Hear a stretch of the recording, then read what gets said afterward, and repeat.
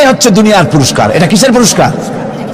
আর আখিরাতের পুরস্কারের কথা বলা হচ্ছে, ومن يطع الله ورسوله ويخشى الله ويتقه فأولئك هم الفائزون। যে ব্যক্তি আল্লাহ এবং রাসূলের আনুগত্য করেছে, আল্লাহকে ভয় করে চলেছে, তার গজব থেকে বেঁচে রয়েছে, সেই হচ্ছে সফল কাম। সফল কাম মানে কি? কিয়ামতের দিন আল্লাহ পাক তাদেরকে জান্নাত দান করবেন। আল্লাহ পাক তাদেরকে কিয়ামতে কি দিবেন? জান্নাত দিবেন, চিরস্থায়ী শান্তির জায়গা, সেই জান্নাত লাভ করা যাবে।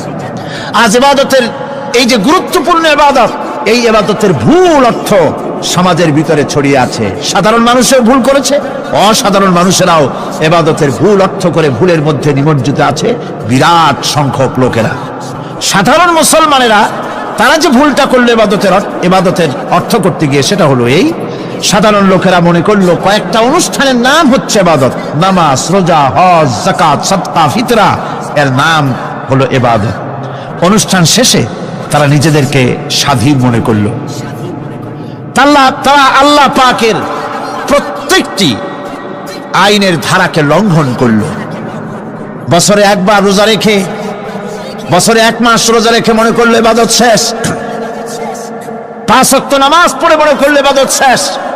আমি প্রশ্ন করি, 5 ওয়াক্ত নামাজের নামই যদি হয় ইবাদত, 5 ওয়াক্ত নামাজের নামই ইবাদত, এটাই যদি হয়, তাহলে 5 ওয়াক্ত নামাজ পড়তে সময় লাগে কত? উজু টুজু করে বড় জোর 1-1.5 ঘন্টা সময় লাগে 5 ওয়াক্ত নামাজ পড়তে। তো এর নাম যদি হয় ইবাদত, তার অর্থ কি দাঁড়াবে? অর্থ দাঁড়াবে আপনি 24 ঘন্টার ভিতরে 1 থেকে 1.5 ঘন্টার জন্য আল্লাহর গোলাম, বাকি 22 ঘন্টার জন্য শয়তানের গোলাম হতে কেউ রাজি আছেন? রোজার নামই যদি হয় শুধু ইবাদত, তাহলে তার অর্থ দাঁড়াবে বছরের ভিতরে 1টা মাসের জন্য আপনি আল্লাহর গোলাম, আর 11 মাসের জন্য শয়তানের গোলাম হতে কেউ রাজি আছে? তাহলে বিষয়টা কি? বিষয়টা হচ্ছে নামাজ, রোজা, হজ, যাকাতি শুধুমাত্র ইবাদত নয়, আনুষ্ঠানিক ইবাদত তো বটেই, কম্পালসারি ইবাদত তো বটেই, কিন্তু শুধুমাত্র নামাজ, রোজা, হজ, যাকাত ইবাদত শুধুমাত্র নয়, এগুলি হচ্ছে ইবাদতের পার্ট, ইবাদতের অংশ। বরং জীবনের সব ক্ষেত্রে আল্লাহর হুকুমকে মানার নামই হচ্ছে, ভাইরা আমার, একদিকে নামাজ রোজা করছে, অন্যদিকে আল্লাহর আইনের প্রতিটি ধারাকে লঙ্ঘন করে চলছে, মিথ্যা ওয়াদা করে, মিথ্যা কথা বলে, সুদ খায়, ঘুষ খায়, জিনা করে, এরপরে অন্যের হক নষ্ট করে, প্রতিবেশীর হক নষ্ট করে, হারাম মাল খায়, হকদারের হক নষ্ট করে, প্রতিবেশীর হক নষ্ট করে, জিন্দা মুর্দা মানুষকে নিজের জন্য শক্তিধর বলে মনে করে, 1 টুকরা রুটির জন্য অথবা 1 ফোঁটা 1 ঘটি পানির জন্য কাফেরের কাছে হাত পেতে দাঁড়ায় থাকে। এই যদি অবস্থা হয়, এটাই যদি হয় ঈমান, আর এটার নামে যদি ইবাদত হয়, তাহলে এই পৃথিবীর মুসলমানের আজ লাঞ্ছিত কেন? আল্লাহর ওয়াদা কি মিথ্যা? নাউযুবিল্লাহি মিন যালিক। আমাদের ইবাদত যদি ঠিক হয়, যদি সত্যিকারের ইবাদত যদি আমরা করে থাকি, তাহলে ক্ষমতায় ঈমানদারেরা নাই কেন? বিশ্বজুড়ে মুসলমানেরা লাঞ্ছিত কেন? তাহলে বুঝতে হবে ইবাদতের মধ্যে বিরাট গরমিল করে ফেলেছি, ঠিক কিনা? লক্ষ্য করুন, সেই লোকটা হজ করতেছে, উমরা করতেছে, নামাজ পড়তেছে, মসজিদ মাদ্রাসায় চাঁদা দিতেছে, ওই লোকটি আবার ব্যাংকের থেকে সুদের টাকা নিয়ে ব্যবসা চালাইতেছে। ব্যবসা ঠিক রাখার জন্য, ইনকাম ট্যাক্স ফাঁকি দেওয়ার জন্য ব্যবসায়ীরা 2 ধরনের 3 ধরনের খাতা মেনটেন করছে। কথা ঠিক কিনা? মিথ্যা কথা বলছে, ঘুষ দিতেছে, বেশি করে বিদ্যুতের বিল যাতে না আসে সেজন্য যারা বিদ্যুৎ লাইনে আছে তাদেরকে পয়সা দিয়ে ম্যানেজ করতেছে, ঠিক কিনা? আমি পার্লামেন্টে বলেছি বিদ্যুৎ বাইরের থেকে আনতে হবে না, ঘুরে ঘুরে আবার বিদ্যুতের কথা আসলো। বিদ্যুৎ আনা লাগবে না, কারণ আমার দেশে চাহিদা হচ্ছে 2500 মেগাওয়াট, সেখানে 1800 মেগাওয়াট আমাদের আছে। আরেকদিকে 4টা বিদ্যুৎ প্রকল্প বন্ধ হয়ে আছে। ওই 4টি বন্ধ হওয়া প্রকল্প যদি চালু করা যায়, তাহলে 2900 মেগাওয়াট বিদ্যুৎ উৎপাদিত হতে পারে বলে বিশেষজ্ঞরা বলেছেন। তাহলে আমাদের উদ্বৃত্ত 400 মেগাওয়াট থেকে যাবে। এইটাকে বাইরের থেকে আনার কোনো দরকার নাই। বিদ্যুতের অপচয় বন্ধ করুন, বিদ্যুতের চুরি বন্ধ করেন। মিল কল কারখানা যাদের আছে, লক্ষ লক্ষ টাকা বিদ্যুৎ বিল হয়, কিন্তু লাইনম্যানদের সঙ্গে ম্যানেজ করে গভর্নমেন্টকে ফাঁকি দেওয়া হচ্ছে। ঠিক কিনা গম? তোমার নামাজের দাম কি? তোমার হজের 4 পয়সা দাম নাই। তুমি রাষ্ট্রকে ফাঁকি দিয়েছ, তুমি জনগণকে ফাঁকি দিয়েছ, তুমি দেশের শত্রু। টেলিফোনের বিল হাজার হাজার টাকা, লাখ টাকার বেশি বিল হয়, লাইনম্যানের সঙ্গে ম্যানেজ করে 500, 700, 2000 টাকা দিয়ে সারিয়ে দেয়। ঠিক কিনা? এরা জাতির শত্রু, দেশের শত্রু। এদেরকে ফায়ারিং স্কোয়াডে নিয়ে ক্রাশ ফায়ার করে উড়ায় দেওয়া উচিত। এরা দেশের দুশ্মন। আজ সিস্টেম লসের নাম দিয়া বিদ্যুৎ চুরির আরেক ব্যবস্থা করা হয়েছে। সিস্টেম লস করে ওনারা নিজেরা, আর এর ভোগান্তি জনগণকে করতে হয়। কসাইয়ের মতো ছুরি দিয়া জবাও করে জনগণের কাছ থেকে সিস্টেম লসের চার্জ আদায় করা হয়। আমি পার্লামেন্টে বলেছি, মাননীয় স্পিকার, সিস্টেম লস এই নামটা উঠাও দেন, এই প্রথা বন্ধ করে দিন। বিদ্যুৎ ধার করা লাগবে না। আল্লাহ আমাদের দেশে যথেষ্ট দিছে, কোনো জিনিসের অভাব নাই। এখানে গ্যাস আছে, তেল আছে, বিদ্যুৎ আছে, পাট আছে, চা আছে, নাই কি? অন্তত 8.5 কোটি টাকার কাগজ গুদামের মধ্যে বন্দী হয়ে আছে। ভারতকে ক্ষতি করার জন্য সে দেশ থেকে কাগজ এনে খবরের কাগজ ছাপানো হচ্ছে, আর 8.5 কোটি টাকার কাগজ নষ্ট হয়ে যাচ্ছে আমার দেশের কাগজ। সুতরাং বলতেছিলাম একথাই বলতেছিলাম যে ঈমান আল্লাহর গোলাম হতে হলে ভুল করে বসেছি ইবাদতের অর্থ করতে। শুধু নামাজ, রোজা, হজ, যাকাত, মাজারে কিছু চান্দা দেওয়া, আগরবাতি, মোমবাতি, চাদর একটা দিয়া, পীর সাহেবের 10,000 টাকা চান্দা দিয়া মুছে তেল মাইখা দাঁত বাইর করে হাসে। বেহেশতে তো গেছি, আর দেরি কত? বেহেশতে তুমি যাবা, এত সহজ? দেশকে ফাঁকি দিছো, দেশকে ফাঁকি দিয়েছ, জনগণকে ফাঁকি দিয়েছ, নিজের মেয়েকে ফাঁকি দিয়েছে। বিবাহের সময় টাকা পয়সা দিয়া বিবাহ টিবাহ করায় দিল। ব্যবসা, ধানি সম্পত্তি, বাড়ির সম্পত্তি সব ছেলেদেরকে দিয়ে দিল, মেয়েটারে ফাঁকি দিয়ে দিল। দেয় না এরকম? ফুপুকে ফাঁকি দিল, বোনকে ফাঁকি দিল। এরপরে মোনাজাত করে সবে বরাতে, আল্লাহ আমারে বেহেশত দিও। ফেরেশতারা কয়, মর তুই আগে, বেহেশত তোরে কেমনে দেয় ভালো করে দেখায় দেব। বেটা তুই যাবি বেহেশতে? এত সোজা? ওটা মামু বাড়ির বারান্দা নাকি? এত সহজ নয়। সুতরাং সাধারণ মানুষ মারাত্মক ভুল করেছে এখানে। নামাজ, রোজা, হজ, যাকাত ইবাদত, আর কিছু কি ইবাদত মনে করে নাই? আপনার চাকরি আপনার ইবাদত, চাকরিতে ফাঁকি দেওয়া যাবে না। আপনি সুস্থ মানুষ, মেডিকেল লিভ নিয়ে ওয়াজ মাহফিল অথবা কোনো ইজতেমায় যাওয়া যাবে না, কোনো চেল্লা দিতে যাওয়া যাবে না। মেডিকেল লিভ নিয়ে আপনি সুস্থ মানুষ, কেন আপনি মেডিকেল লিভ নিচ্ছেন? আপনি ফাঁকি দিতে পারবেন না। সরকারি চাকরি করেন, মিল কল কারখানায় চাকরি করেন, ফরজ নামাজ পড়েছেন ভালো কথা, সুন্নাত পড়েছেন ভালো কথা, নফল পড়বেন না। জোহরের নফল পড়া বাদ দিন। যদি আপনি চাকরিজীবী হন, চাকরি করে, ওটাই ইবাদত। এর নাম ইসলাম, এর নাম ইসলাম। গভর্নমেন্ট যে বেতন দেয় সেই বেতনের উপরে সন্তুষ্ট থাকুন, ঘুষ খাইয়েন না। যদি বেশি বেতন লাগে গভর্নমেন্টের কাছে দাবি জানান যে আমাদের বেতন বাড়ায় দাও। ঘুষ খাবেন কেন? হারাম। জোরে করে, এটা কি? এই ঘুষের টাকা মাজারে দিয়া, পীরেরে দিয়া আল্লাহরে খুশি করবেন, এত সহজ না, এত সহজ না। সেই জন্য আমি সব ভাইদের খেদমতে আরজ করব, ইবাদত হচ্ছে জীবনের সব ক্ষেত্রে গোলামি, সকল ক্ষেত্রে গোলামি। চাকরিতে, অফিসে, আদালতে, কলকারখানায়, ক্ষেত খামারে, পার্লামেন্টে, সেক্রেটারিয়েটে, সেনানিবাসে, স্কুলে, কলেজে, বিশ্ববিদ্যালয়, সর্বত্র গোলামি কার? আল্লাহ পাকের। রিজকে হালাল করতে হবে, উপার্জনকে হালাল করতে হবে, সত্যিকারের আল্লাহর গোলাম হতে হবে। এক্ষেত্রে ইবাদতের অসাধারণ ব্যক্তি যারা, তারাও এক শ্রেণীর অসাধারণ ব্যক্তিরাও ভুল করে বসছেন। তারা যে ভুলটা করলেন ওটা হচ্ছে, তারা তাসবিহ, জায়নামাজ, খানকা, হুজরাখানা এর ভেতরে বসে জিকির আজগার করাটাকেই জীবনের জন্য আল্লাহর ইবাদত মনে করে নিলেন। আল্লাহর বান্দারা যখন অনাচার ব্যভিচারে লিপ্ত, আল্লাহর আইনের পরিবর্তে যখন মানুষের তৈরি করা আইন চলছে, চেচনিয়া বসনিয়া যখন মানুষদেরকে জবাও করা হচ্ছে, বসনিয়ার মুসলমান সন্তানদেরকে যখন জবাও করা হয়, কাশ্মীরের স্বাধীনতাকামী মুসলমানদের অধিকার হরণের জন্য তাদের উপরে যখন বন্য হায়নার মতো পশুর মতো যখন ভারতীয় শত্রু সৈন্যরা যখন হামলা চালায়, সোমালিয়ার মানুষগুলি যখন না খেয়ে তাদের হাড় পাঁজরার হাড়গুলি যখন বেরিয়ে যায়, তখনও যদি আপনি খানকার ভেতরে থেকে তসবিহ পড়েন আর তাহাজ্জুদের নামাজ পড়ে কপালে দাগ লাগান, এই অন্যায়ের বিরুদ্ধে যদি সোচ্চার না হন, আপনার এই তসবির কোনো দাম নাই। আপনাকে সোচ্চার হতে হবে, আপনাকে অন্যায়ের বিরুদ্ধে খাড়া হতে হবে। একদিকে তাহাজ্জুদের নামাজ তো পড়বেনই, জিকির তো করবেনই, কোন সন্দেহ নাই। আর একদিকে সিংহের মতো অন্যায়ের বিরুদ্ধে গর্জে উঠতে হবে।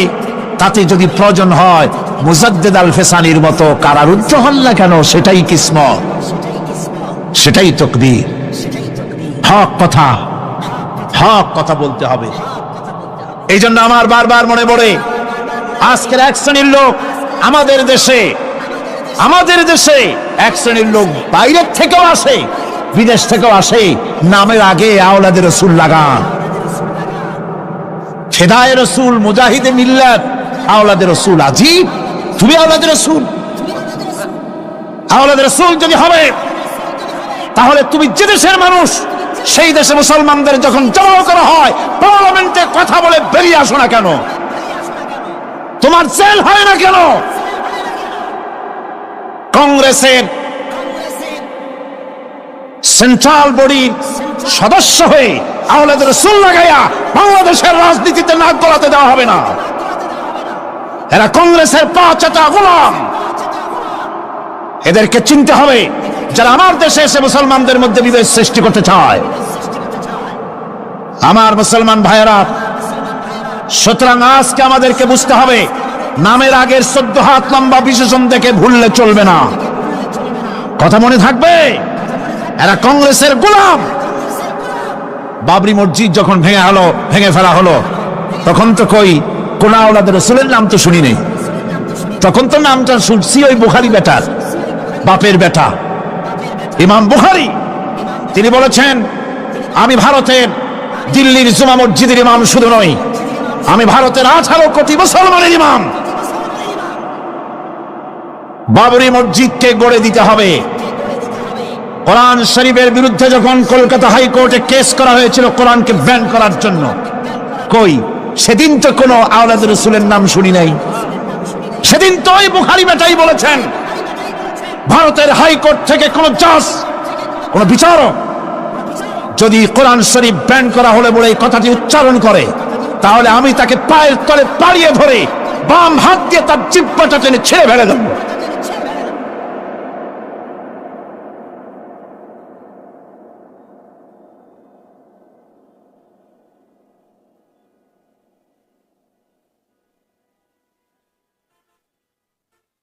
বন্ধুগণ, সুতরাং আমাদেরকে বুঝতে হবে, বসুন, বেয়াদবি করবেন না, বসেন। আমাদেরকে বুঝতে হবে, খানকায় শুধু জিকির আজগার করলেই চলবে না। হযরতে শাহজালাল রহমতুল্লাহ আলাইহি এক হাতে ছিল তরবারি, আর এক হাতে ছিল কোরআন। লড়াই করেছেন হযরতে শাহ মখদুম, হযরতে খান জাহান আলী, হযরতে খাজা মুঈনুদ্দিন চিশতি আজমেরি রহমতুল্লাহ আলাইহি, হযরতে মুজাদ্দিদ আল ফিসানি রহমতুল্লাহ আলাইহি। মুরিদের বাড়ি জম্মের খাওয়া খাইয়া পেটটা কুমিরের মতো বড় করে নাই, জেল খেটেছে হক কথা বলতে গিয়ে। বাপের বেটা হও, নিজের দেশে কথা কও। বাংলাদেশে এসে তারপরে জনগণের টাকা লুটপাট করার ক্ষমতা কাউকে অধিকার দেওয়া হবে না। আমার বন্ধুগণ, আল্লাহর ওলি যারা, তারা এভাবে করে জনগণের খেদমত করেছেন, কথা বলেছেন। সুতরাং শুধু জিকির আজগার করলেই হবে না, হক কথা বলতে হবে স্পষ্ট করে। এটাই হলো ইবাদতের হক আদায় হবে। যদি সত্যিকারের হক কথা বলা যায়, অসাধারণ ব্যক্তিরা ময়দানে কথা বলবেন, হক কথা বলবেন, অন্যায়ের বিরুদ্ধে সোচ্চার হবেন। আর সাধারণ জনগণ কথা ও কাজের মিল করবেন, নামাজ রোজা হজ যাকাত করবেন যার কথা মতো, রাজনীতি অর্থনীতি সমাজনীতি করবে সেই আল্লাহর কথা মতো। তাহলেই সত্যিকারের মুসলমান হওয়া যাবে। কথা বুঝে আসছে কিনা ভাই? কথা বুঝে আসছে কিনা? একটু জোরে সরে জিকির করেন, লা ইলাহা ইল্লাল্লাহ, লা ইলাহা, লা ইলাহা ইল্লাল্লাহ। আরো জোরে,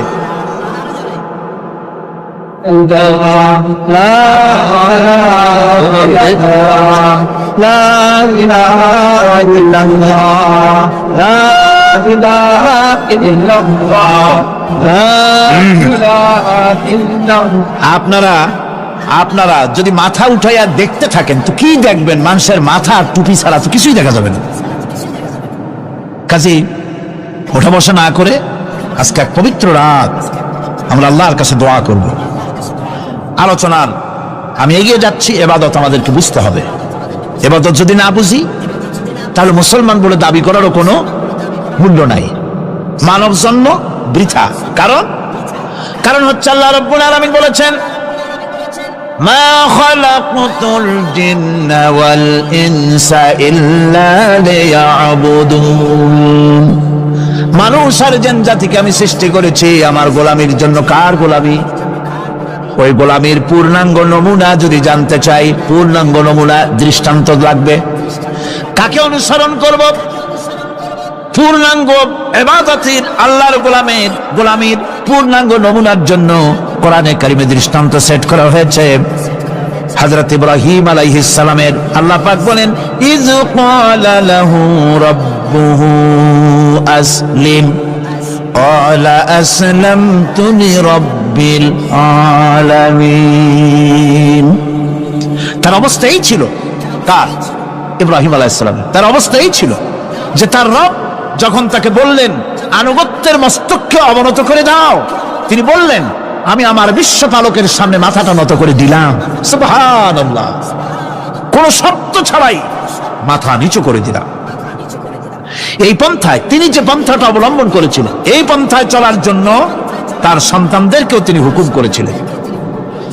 ووصى بها إبراهيم ببنيه ويعقوب يا بني إن الله اصطفى لكم الدين فلا تموتن إلا وأنتم مسلمون। ইয়াকুব এবং ইব্রাহিম আলাইহিস সালাম তার সন্তানদেরকে এই উপদেশ দিয়েছিলেন যে তিনি বলেছিলেন, হে আমার সন্তানেরা, আল্লাহ ছাড়া তোমাদের জন্য আল্লাহ পাক এই দ্বীনকে মনোনীত করেছেন। আল্লাহ পাকের আনুগত্য করবে, তার দ্বীনের প্রতি সারেন্ডার করবে। আর খবরদার মুসলমান না হয়ে যেন তোমরা মরে যেও না। মৃত্যু মুসলমান অবস্থায় থাকবে, অর্থাৎ মৃত্যু পর্যন্ত থাকবে কি অবস্থায়? মুসলমান অবস্থায়। أم كنتم شهداء إذ حضر يعقوب الموت إذ قال لبنيه ما تعبدون من بعدي।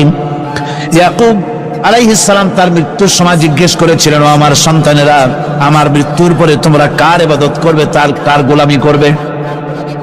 তারা জবাব দিলেন, ক্বালু نعبد إلهك وإله آبائك إبراهيم وإسماعيل وإسحاق إلها واحدا ونحن له مسلمون।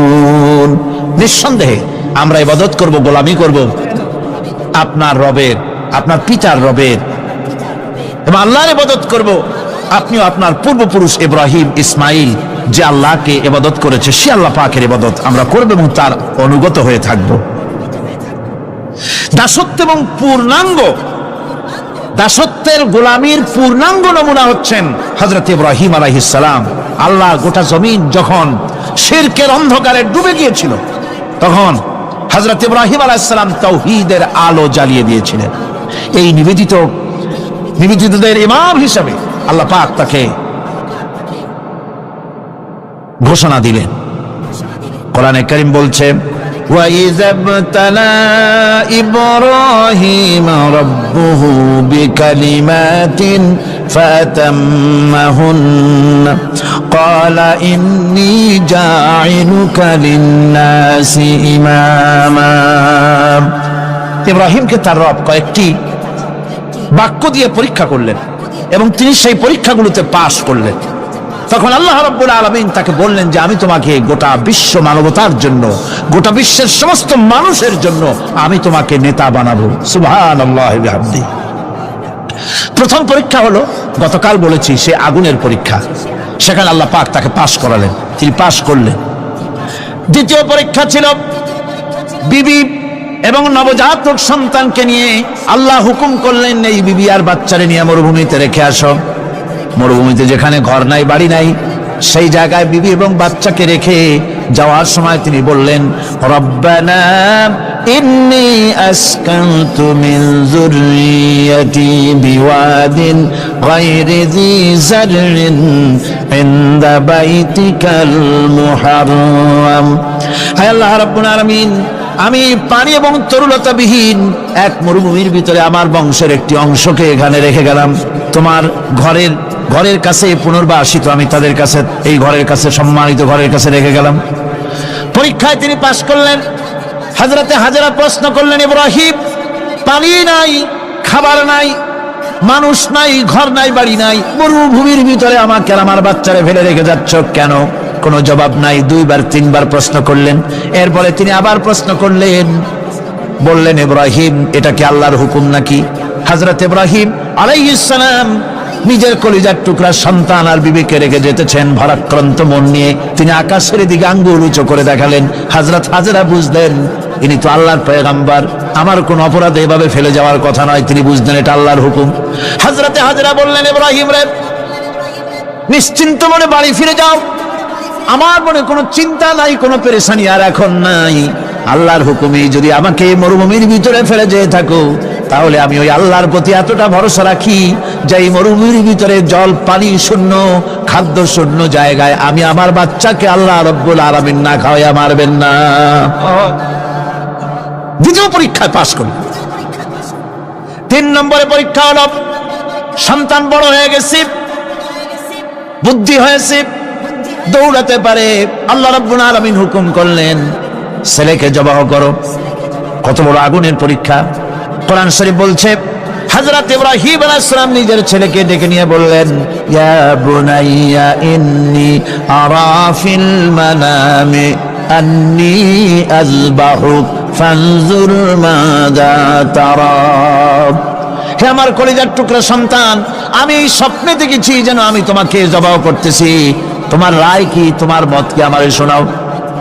ছেলে পয়গম্বর, ছেলে তার জবাবে বললেন, ইয়া আবাতি ফাআল মা তু'মার সাতাজিদুনি ইনশাআল্লাহু মিনাস সাবিরিন।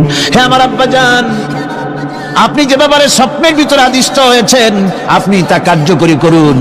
আমাকে এতটুকু অধৈর্যের মধ্যে পাবেন না, আমাকে ধৈর্যশীলদের মধ্যে পাবেন। আমারে আপনি আল্লাহর হুকুম পালন করেন। আল্লাহ পাক শোনাচ্ছেন, ফালাম্মা আসলামা ওয়া তাল্লাহু লিল জাবিন। পিতা পুত্র দুজনই রাজি হয়ে গেল। পিতা তার ছেলেকে কাঁধ করে গলার উপরে ছুরি ধরেছেন। আল্লাহ রাব্বুল আলামিন ইসমাইল জবাহ হোক, এটা আল্লাহ চান নাই, আল্লাহ চেয়েছেন পরীক্ষা করতে। পরীক্ষায় ইব্রাহিম পাশ হয়ে গেলেন। আল্লাহ পাক বলছেন, ওয়ানাদাইনাহু আইয়া ইব্রাহিম قد صدقت الرؤيا إنا كذلك نجزي المحسنين।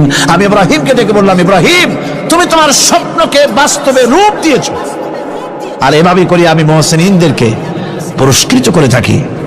আল্লাহ পাক খুশি হলেন।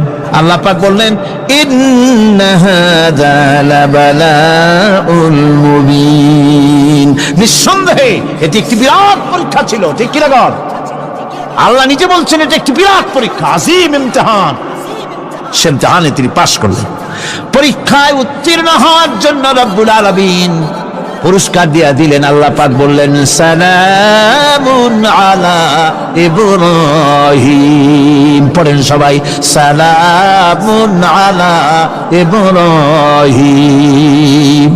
ইব্রাহিমের প্রতি আল্লাহ পাক বললেন ইব্রাহিমের প্রতি সালাম রইল। সুবহানাল্লাহি ওয়া বিহামদিহি। ইবাদত এর আনুগত্যের এই উৎকৃষ্ট দৃষ্টান্ত স্থাপনের পর আল্লাহ পাক তার গোটা বিশ্বের মুসলমানদেরকে কিয়ামত পর্যন্ত ইব্রাহিম আলাইহিস সালামকে জাতির পিতা বানায়া দিলেন। সুবহানাল্লাহ। কইতে ইচ্ছা করে না?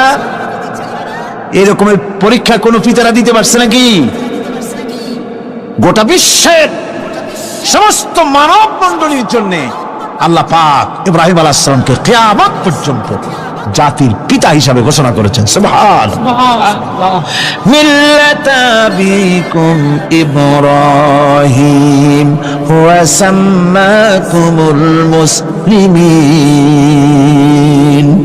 তোমরা তোমাদের পিতা ইব্রাহিমের মিল্লাতের উপর প্রতিষ্ঠিত হও। আল্লাহ পাক বলছেন তোমাদের পিতা ইব্রাহিমের মিল্লাতের উপর প্রতিষ্ঠিত হও, আর আল্লাহই তোমাদের নাম রেখেছে মুসলমান। তোমরা হচ্ছে মুসলমান। আমাদের পরিচয়, ওই যে পরিচয়ের কথা আগে হয়ে গেছে, আমাদের পরিচয় আমরা মুসলমান। আমাদের পরিচয় কি? মুসলমান। এটা প্রথম পরিচয়। ইবাদতের পূর্ণাঙ্গ মাপকাঠি হিসেবে আল্লাহ পাক হযরত ইব্রাহিম আলাইহিস সালামকে দুনিয়াবাসীর সামনে পেশ করেছেন। কোরআন বলছে ইহুদি এবং খ্রিস্টানেরা মুসলমানদেরকে বিভ্রান্ত করতে চায়। তারা বলে ওয়াকালু কুনু হুদান আও নাসারা তাহতাদু কুল বাল মিল্লাতা ইব্রাহিম হানিফা ওয়া মা কানা মিনাল মুশরিকিন। ইহুদিরা বলে ইহুদি হও তবেই তোমরা সঠিক পথ পাবা, খ্রিস্টানের বলে খ্রিস্টান হও তবেই তোমরা সঠিক পথ প্রাপ্ত হবে।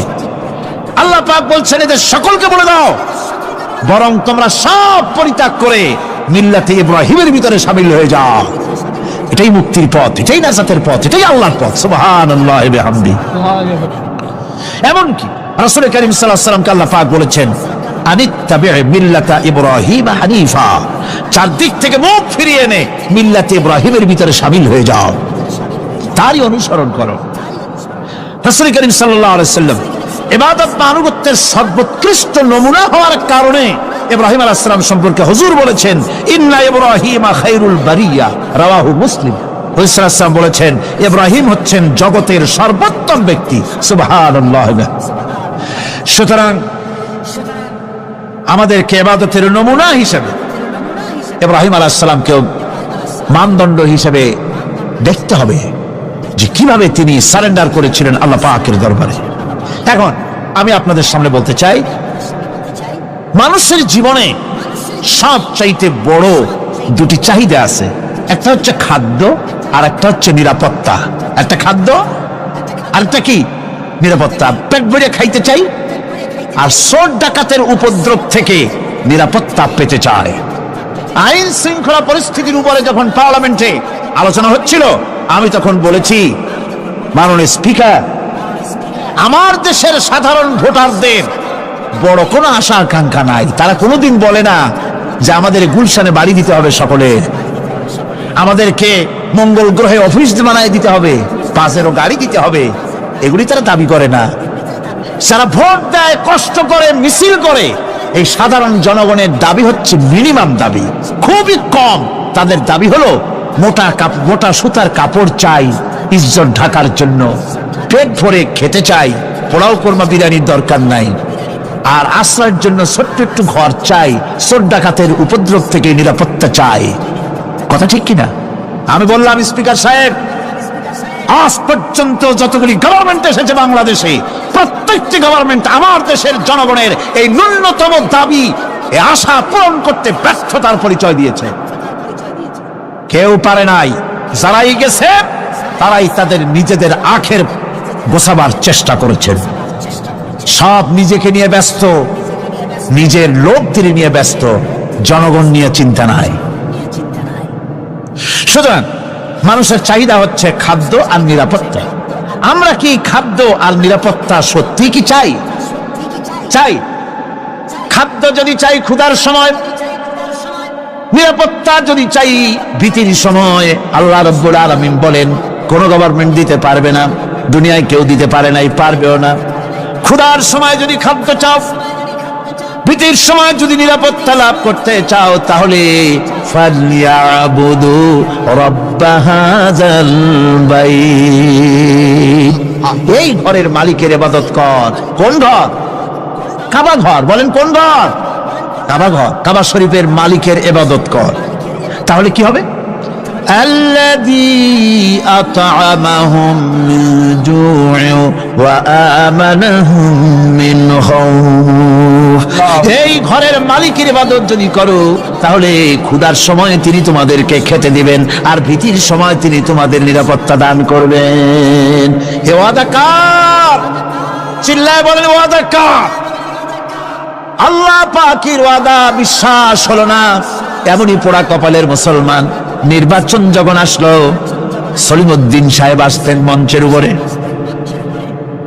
পরিচয় করানো হচ্ছে। এত আপনারা যার বক্তৃতা শোনার জন্য দ্বীপ্রহরের রৌদ্রে কষ্ট করতেছিলেন, এখন সেই সংগ্রামী জননায়ক, বিপ্লবী সন্তান, তিনি এখন আপনাদের সামনে বক্তব্য রাখবেন। উনি দাঁড়ায় বললেন, ভাইয়ার আমার, বোনের আমার, আমি এবার বোতল মার্কা বাক্স নিয়ে দাঁড়াইছি, আমারে সকলে মিলে ভোট দেন। এবার যদি ক্ষমতায় যেতে পারি, না খাইয়া কেউ মরবেন না, কিন্তু কি খাইয়া মরবে তাও কয় না। মানুষেরা এই কথাগুলি বিশ্বাস করলার সমানে ভোট দিল। হায় রে কপাল! আল্লাহ বললেন আমার ইবাদত কর, আমার গোলামি কর জীবনের সব জায়গায়, তাহলে ক্ষুধার সময় খাইতে পারবি আর ভীতির সময় নিরাপত্তা পাবি। আল্লাহর কথাটা বিশ্বাস হইল না। এই নামাজ পড়ার মুসলমানের দাম আছে, কম দাম আছে? এ রোজাকার দাম আছে? এ মুসলমান দাবি করেন দাম আছে?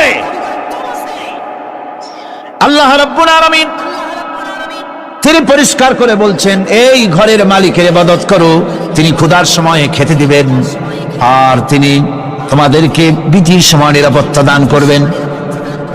চাউলের অভাব হবে না, পাটের অভাব হবে না, খাদ্যের অভাব হবে না, কারণ দুটি জিনিস যদি তোমরা করতে পারো, খাবারের অভাব হবে না। ওয়ালাউ আন্না আহলাল কুরা আমানু ওয়াত্তাকাউ লাফাতাহনা আলাইহিম বারাকাতিন মিনাস সামাই ওয়াল আরদ। দেশের লোকেরা, জনপদের লোকেরা যদি দুইটা কাজ করে, এক নম্বরে হলো আমার উপরে ঈমান আনবে, দুই নম্বরে হলো আমাকে ভয় করার নীতি অবলম্বন করে যদি চলে, তাহলে ওই দেশের মানুষের জন্য আকাশ আর জমিনের সব বরকতের দরজা আমি আল্লাহ খুলে দেব। আল্লাহর ওয়াদা। আল্লাহ পাকের নিকট মানুষের সবচাইতে বড় দাবি কি? আল্লাহর কাছে মানুষের সবচাইতে বড় দাবি কি করতে পারেন? পারেন? আল্লাহ পাকের কাছে মানুষের শ্রেষ্ঠ দাবিটা আল্লাহ নিজেই শিখাই দিয়েছেন। আমার কাছে দাবি কর, ইহদিনাস সিরাতাল মুস্তাকিম। আয় আল্লাহ, একটা সোজা, একটা সরল রাস্তা আমারে দাও, একটা সহজ পথ আমারে দাও। এই কথা সূরা ফাতিহা দাবি করার পর আল্লাহ রাব্বুল আলামিন এই অভিনন্দনের জবাবে, 7টা বাক্যের অভিনন্দনের জবাবে আল্লাহ রাব্বুল আলামিন 30 পারা কোরআন শরীফ নাজিল করে দিলেন। সূরা ফাতিহার এই সওয়ালের জবাবে আল্লাহ পাক বললেন, ওয়া আনি'বুদুনি হাযা সিরাতুম মুস্তাকিম। সোজা রাস্তা চাও, আমার গোলামি করো, ইবাদত করো। সব জায়গায় ইবাদত, গোলামি করাই লাগবে। আমার কাছে সোজা রাস্তা চাও, সোজা রাস্তা হলো আমার গোলামি করা। কার গোলামি? বেহেশতে যেতে চান? আমি আসতে গেলাম বলে আপনারও আসতে জবাব দিলেন। বেহেশতে যেতে চান? সুবহানাল্লাহ। এমন কোন মানুষ আছে নাকি যে বেহেশতে যেতে চায় না? মদ খোর যাইতে চায়। সবাই, আমরা সবাই বেহেশতের আশা করি, ঠিক কিনা? আল্লাহ রাব্বুল আলামিন বলেন, বেহেশতে যদি যেতে চাও তাহলেও ইবাদত করা লাগবে, ইবাদত ছাড়া জান্নাতে যাওয়া যাবে না। ফাদখুলি ফি ইবাদি ওয়াদখুলি জান্নাতি। সর্বপ্রথম আমার বান্দার মধ্যে দাখিল হয়ে যা, আমার গোলামির মধ্যে দাখিল হওয়া, আমার গোলাম হয়, এরপরে আমার জান্নাতে চলে যা। আগে গোলাম হবি, তারপরে কোথায় যাবি? জান্নাতে যাবে। আগে গোলাম হ, আগে গোলামির খাতায় নাম লেখা। আগে সত্যিকারের আমার বান্দা হ, গোলাম, এরপরে জান্নাতে যাওয়া যাবে। জান্নাতে যাইয়া আল্লাহর সাথে কি দেখা করতে চাই? আল্লাহর সাথে দেখা করতে চাই। আল্লাহ রাব্বুল আলামিন বলেন, فَمَنْ كَانَ يَرْجُو لِقَاءَ رَبِّهِ فَلْيَعْمَلْ عَمَلًا صَالِحًا وَلَا يُشْرِكْ بِعِبَادَةِ رَبِّهِ أَحَدًا।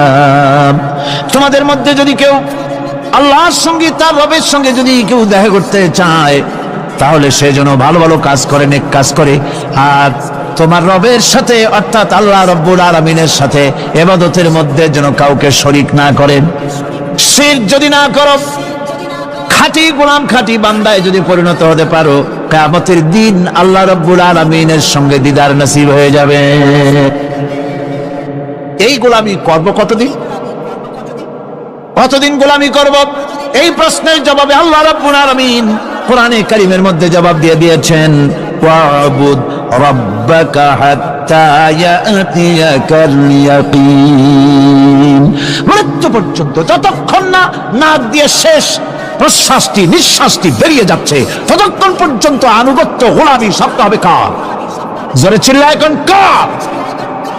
এই গোলামি জীবনের সব ক্ষেত্রে করতে পারলে আমরা মুসলমান, আর করতে না পারলে মুসলমান নামে মুনাফিক। না পারলে কি? মুনাফিক। বন্ধুগণ, ইয়াকা না'বুদু পর্যন্ত বলে ওয়া ইয়াকা নাস্তাইনের কথাটা শোনাচ্ছি। সূরা ফাতিহার ভিতরে আমরা পড়ি, পড়েন আমার সাথে, ইয়াকা না'বুদু ওয়া ইয়াকা নাস্তাইন। হায় আল্লাহ, একমাত্র তোমার গোলামি করি আর একমাত্র তোমার কাছে সাহায্য চাই। তুমি ছাড়া কারো কাছে সাহায্য? এটা কি ঠিক? এটা কি আমাদের মনের কথা, ইমানের কথা? আল্লাহ করুন, আল্লাহ করুন, বলি আমিন। হাদিস শরীফে বলা হয়েছে, ইজা সাআলতা ফাসআলিল্লাহ ওয়া ইজা ইসতাআনতা ফাসতাইন বিল্লাহ। কিছু চাইতে হলে আল্লাহর কাছে চাও, কিছু বলতে হলে, ভিক্ষা করতে হলে আল্লাহর কাছেই ভিক্ষা করো। কার কাছে ভিক্ষা করবেন? আল্লাহর কাছে বলুন।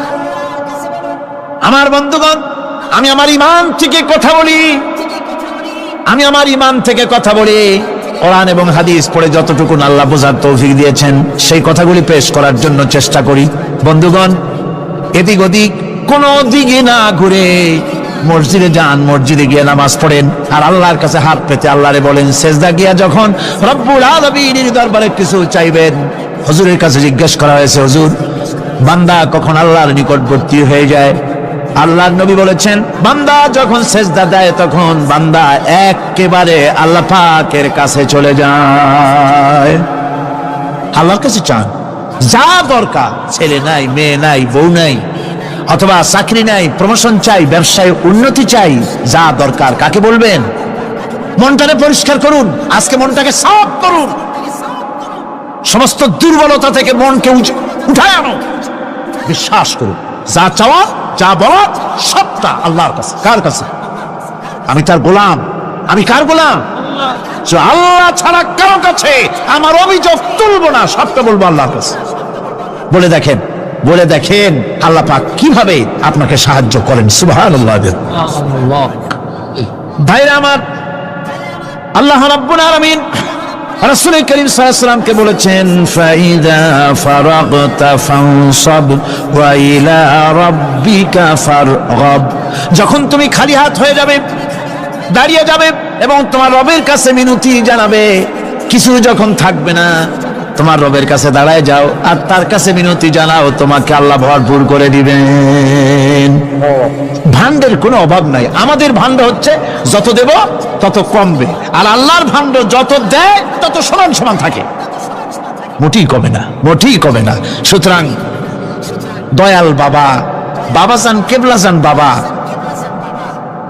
কি যে কবে আর কি করবে দিশা করতে পারে না। গান বাজনা, তারপরে গোসল শরীফ, কি জানি হাবিজাবি শরীফ, কোন শেষ নাই, বেদাত দিয়ে ভরে গেছে। এগুলি বিশ্বাস করবেন না, বিদআত খারাফা, এর সাথে মুসলমানের কোনো সম্পর্ক নাই। গান বাজনার সাথে মুসলমানের কোনো সম্পর্ক। হাতে কতগুলো ঢোল নিয়ে তারপরে মাজারের কাছে গিয়ে ঢোল বাজায়, কবরের কাছে, মাথায় কতগুলো চুল, দাঁতে ময়লা, মোষগুলা ঠোঁট দুইটা ঢাইকিয়া দাড়ির কাছে এসে পড়ছে। হায় হায় রে, এই রকমের মোষ আমি মাঝে মধ্যে চিন্তা করি যে দই খায় কেমনে এরা, গাঁজা মদ খাইয়া এগুলো মাজার মধ্যে গিয়ে পড়ে থাকে। আর কি জানি আছে ওইটারে ঘষে আর বলে মদিনা যাব কেমনে, মদিনা যাব কেমন। তুই মদিনা যাবি কেমনে? মদ খেয়ে গাঁজা খেয়ে তুই যাবি মদিনা? একটা কথা হইল? তোর নাপাক কদম আল্লাহ পাকের আরতে মুকাদ্দাসে উঠতে পারে না। বদকার, জিনাকার, শারাবি, কাবাবি আল্লাহ পাকের নাফরমান। কতগুলা শালু কাপড় গায়ে দিয়া মাথায় কতগুলা চুল রাখিয়া তারপরে গ্রামের নামে শরীফ। আশ্চর্য কথা, এই গ্রামের নাম শরীফ, ওই গ্রামের নামের মাথায় গিয়া শরীফ। শরীফ তো মক্কা শরীফ, মদিনা শরীফ, কোরআন শরীফ, হাদিস শরীফ। আর শরীফের দরকার নাই। শরীফের জাত মারছে গ্রামে গ্রামে শরীফ লাগাইয়া।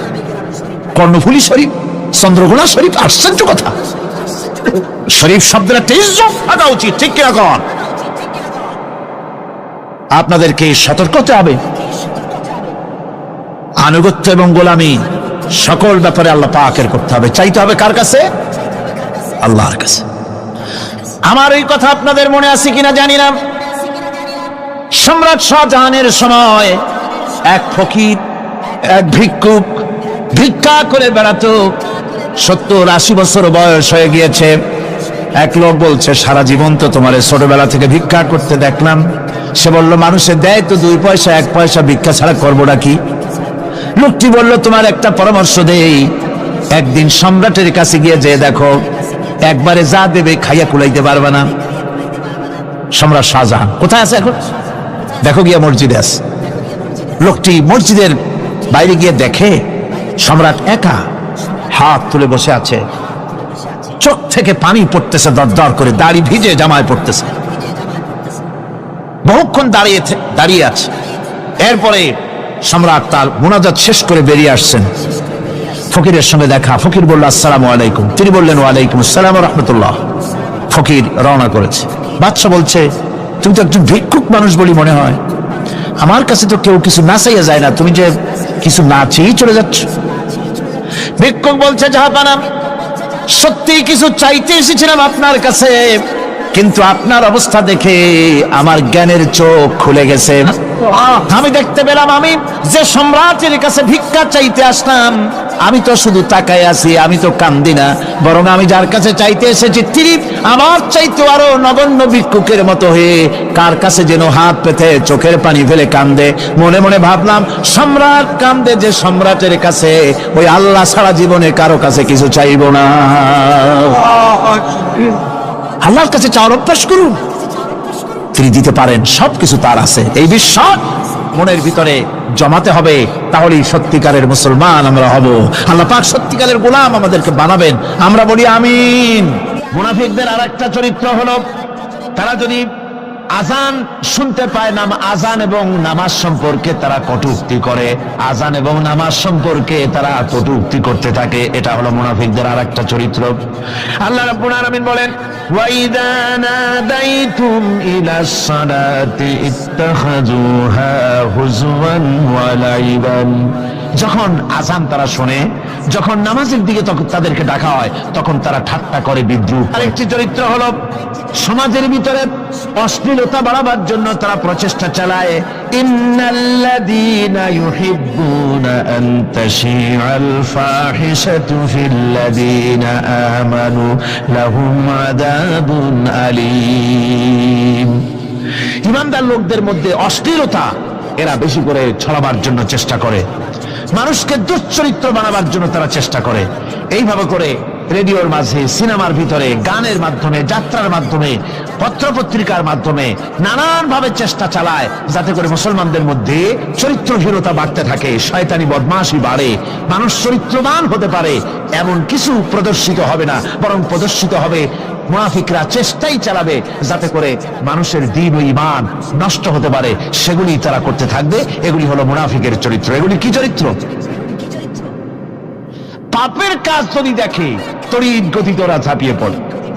কোরআনে কারিমে রব্বুল আলামিন বলেন, وترى كثيرا منهم يسارعون في الإثم والعدوان মুনাফিকদের চরিত্র এটাও যে তারা যখনই সুযোগ পায় তখনই খারাপ কাজের দিকে, মন্দ কাজের দিকে ঝাঁপায় পড়ে এবং মানুষদেরকে মন্দের দিকে, গুনাহের দিকে, জুলুমের দিকে, অত্যাচারের দিকে ত্বরিত গতিতে তারা ঝাঁপায় পড়ে। এটা হলো তাদের কাজ। মুনাফিকদের আরেকটা চরিত্র হচ্ছে তারা যদি নামাজ পড়তে দাঁড়ায়, নামাজ তারা পড়ে মানুষকে দেখাবার জন্য, আল্লাহকে খুশি করার জন্য মুনাফিকরা নামাজ পড়ে না। কোরআনে কারিমে বলা হচ্ছে ওয়াইদা কামু ইলাস সালাতি কামু কুসালা ইউরাউনান নাস। মুনাফিকদের চরিত্র হচ্ছে তারা নামাজে যায় না, যদি যায় তাহলে নামাজের মধ্যে দাঁড়ায় কাহিনী এবং চুস্তি অবস্থায়, নামাজের মধ্যে দাঁড়ায় এদিক ওদিক তাকায়, টুপিটা ঠিক করে, জামাটায় টান দেয়, বগলে চুলকায়, তারপরে নামাজের মধ্যে ইমামকে সতর্ক করে। ইমাম যদি তাশাহুদ পড়তে দেরি করে, ওর নিজের পড়া আগে হয়ে গেছে, ইমাম একটু দেরি করতেছে, তো পিছন থেকে সিগন্যাল মারে। এগুলি নামাজ হচ্ছে।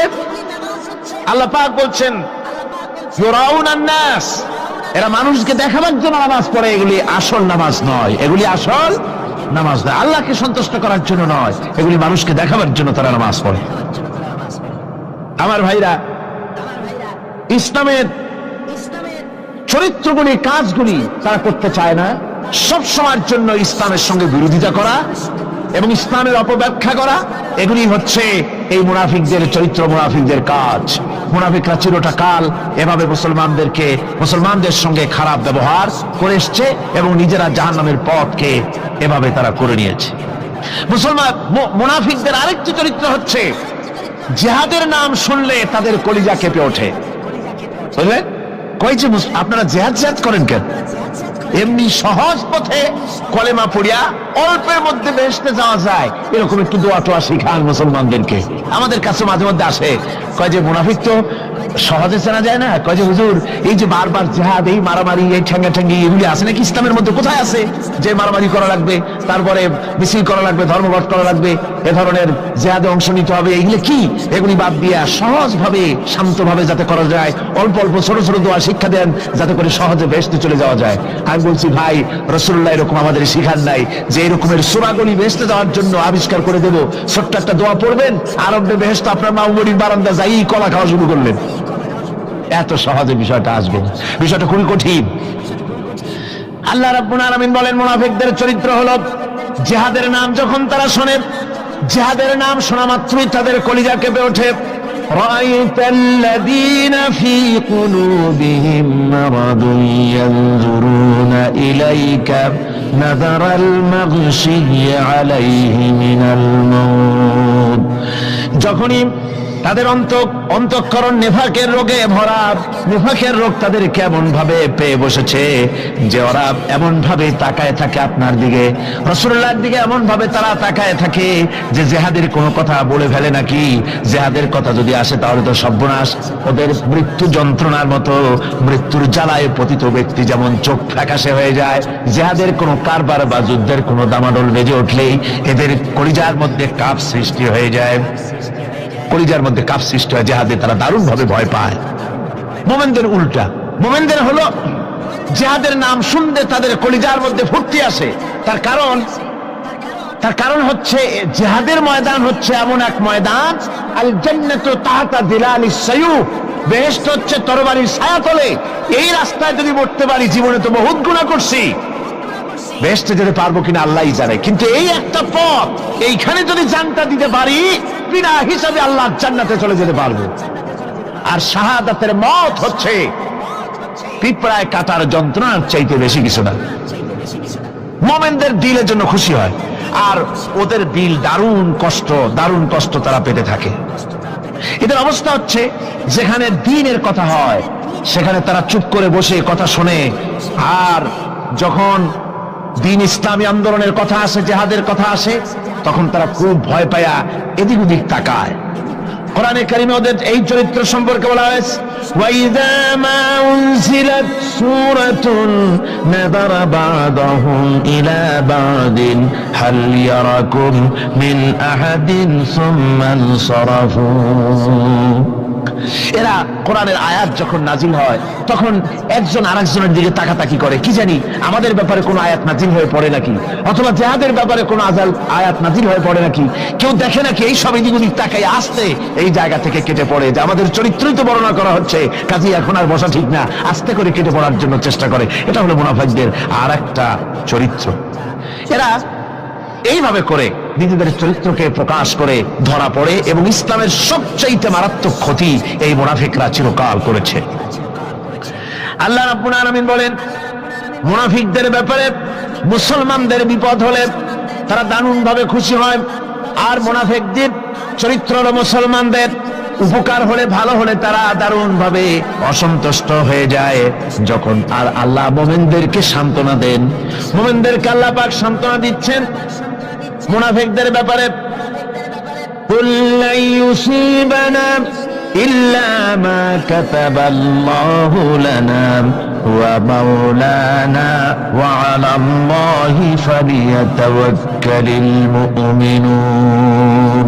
মুনাফিকদের শোনায় দাও, মুমিনদেরকে বলা হচ্ছে তোমরা মুনাফিকদের শোনাও যে তোমরা যে আমাদের ব্যাপারে খুশি হচ্ছ, যে আমাদের বিপদ দেখে, আমাদের চতুর্দিক থেকে বিপদ, মুসলমানদের আজ চতুর্দিক থেকে কি বিপদ, এই বিপদ দেখে তোমরা দারুণ খুশি যে মুসলমানেরা এইবার মার খাচ্ছে, ইসলামী আন্দোলন আর কোমর সোজা করে দাঁড়াতে পারবে না, এইবার শেষ, বুদ্ধি করে আর যে ষড়যন্ত্রের জালে আটকায় দিছি আর মুক্তি হবে না, এই যে তারা খুশি। আল্লাহ রাব্বুল আলামিন বলেন, মুমিনেরা তোমাদের ঘাবড়াবার কোনো কারণ নাই, তোমরা বলে দাও কুল লা ইউসিবানা ইল্লা মা কাতাবাল্লাহু লানা, তোমরা শোনায় দাও যে আমাদের কিছুই হয় না, আমাদের শুধু তাই হয় যে আল্লাহ রাব্বুল আলামিন আমাদের জন্য লিখে রেখেছেন, আমাদের তাকদীরে যেটা আছে ওটাই হবে, এর থেকে বেশি কিছুই হবে না। তিনি আমাদের মাওলা, তিনি আমাদের মনিব, তিনি আমাদের প্রভু, আর সমস্ত মুমিনদের উচিত সে আল্লাহর উপরই নির্ভর করা। তবে তোমরা জেনে রাখো, তোমরা আমাদের জন্য যে জিনিসের অপেক্ষা করছো, কুল হাল তারাব্বাসুনা বিনা ইল্লা ইহদাইল হুসনাইন, তোমরা আমাদের জন্য যে জিনিসের অপেক্ষা করতেছো, আল্লাহ বলছেন মুমিনেরা তোমরা বলো, তোমরা মুনাফিকদের বলো যে আমাদের ব্যাপারে তোমরা যে জিনিসের অপেক্ষা করছো তার দুটি ভালোর একটি ছাড়া কি, অর্থাৎ তোমরা আমাদের জন্য অপেক্ষা করতেছো আমরা যেন মরে যাই, আমরা যেন শেকস্ত খাই, তো আমরা যদি পৃথিবীতে মরে যাই তাহলে তো আমরা শহীদ হয়ে গেলাম, আর আমরা যদি বেঁচে থাকলাম তো আমরা তো গাজী হয়ে গেলাম।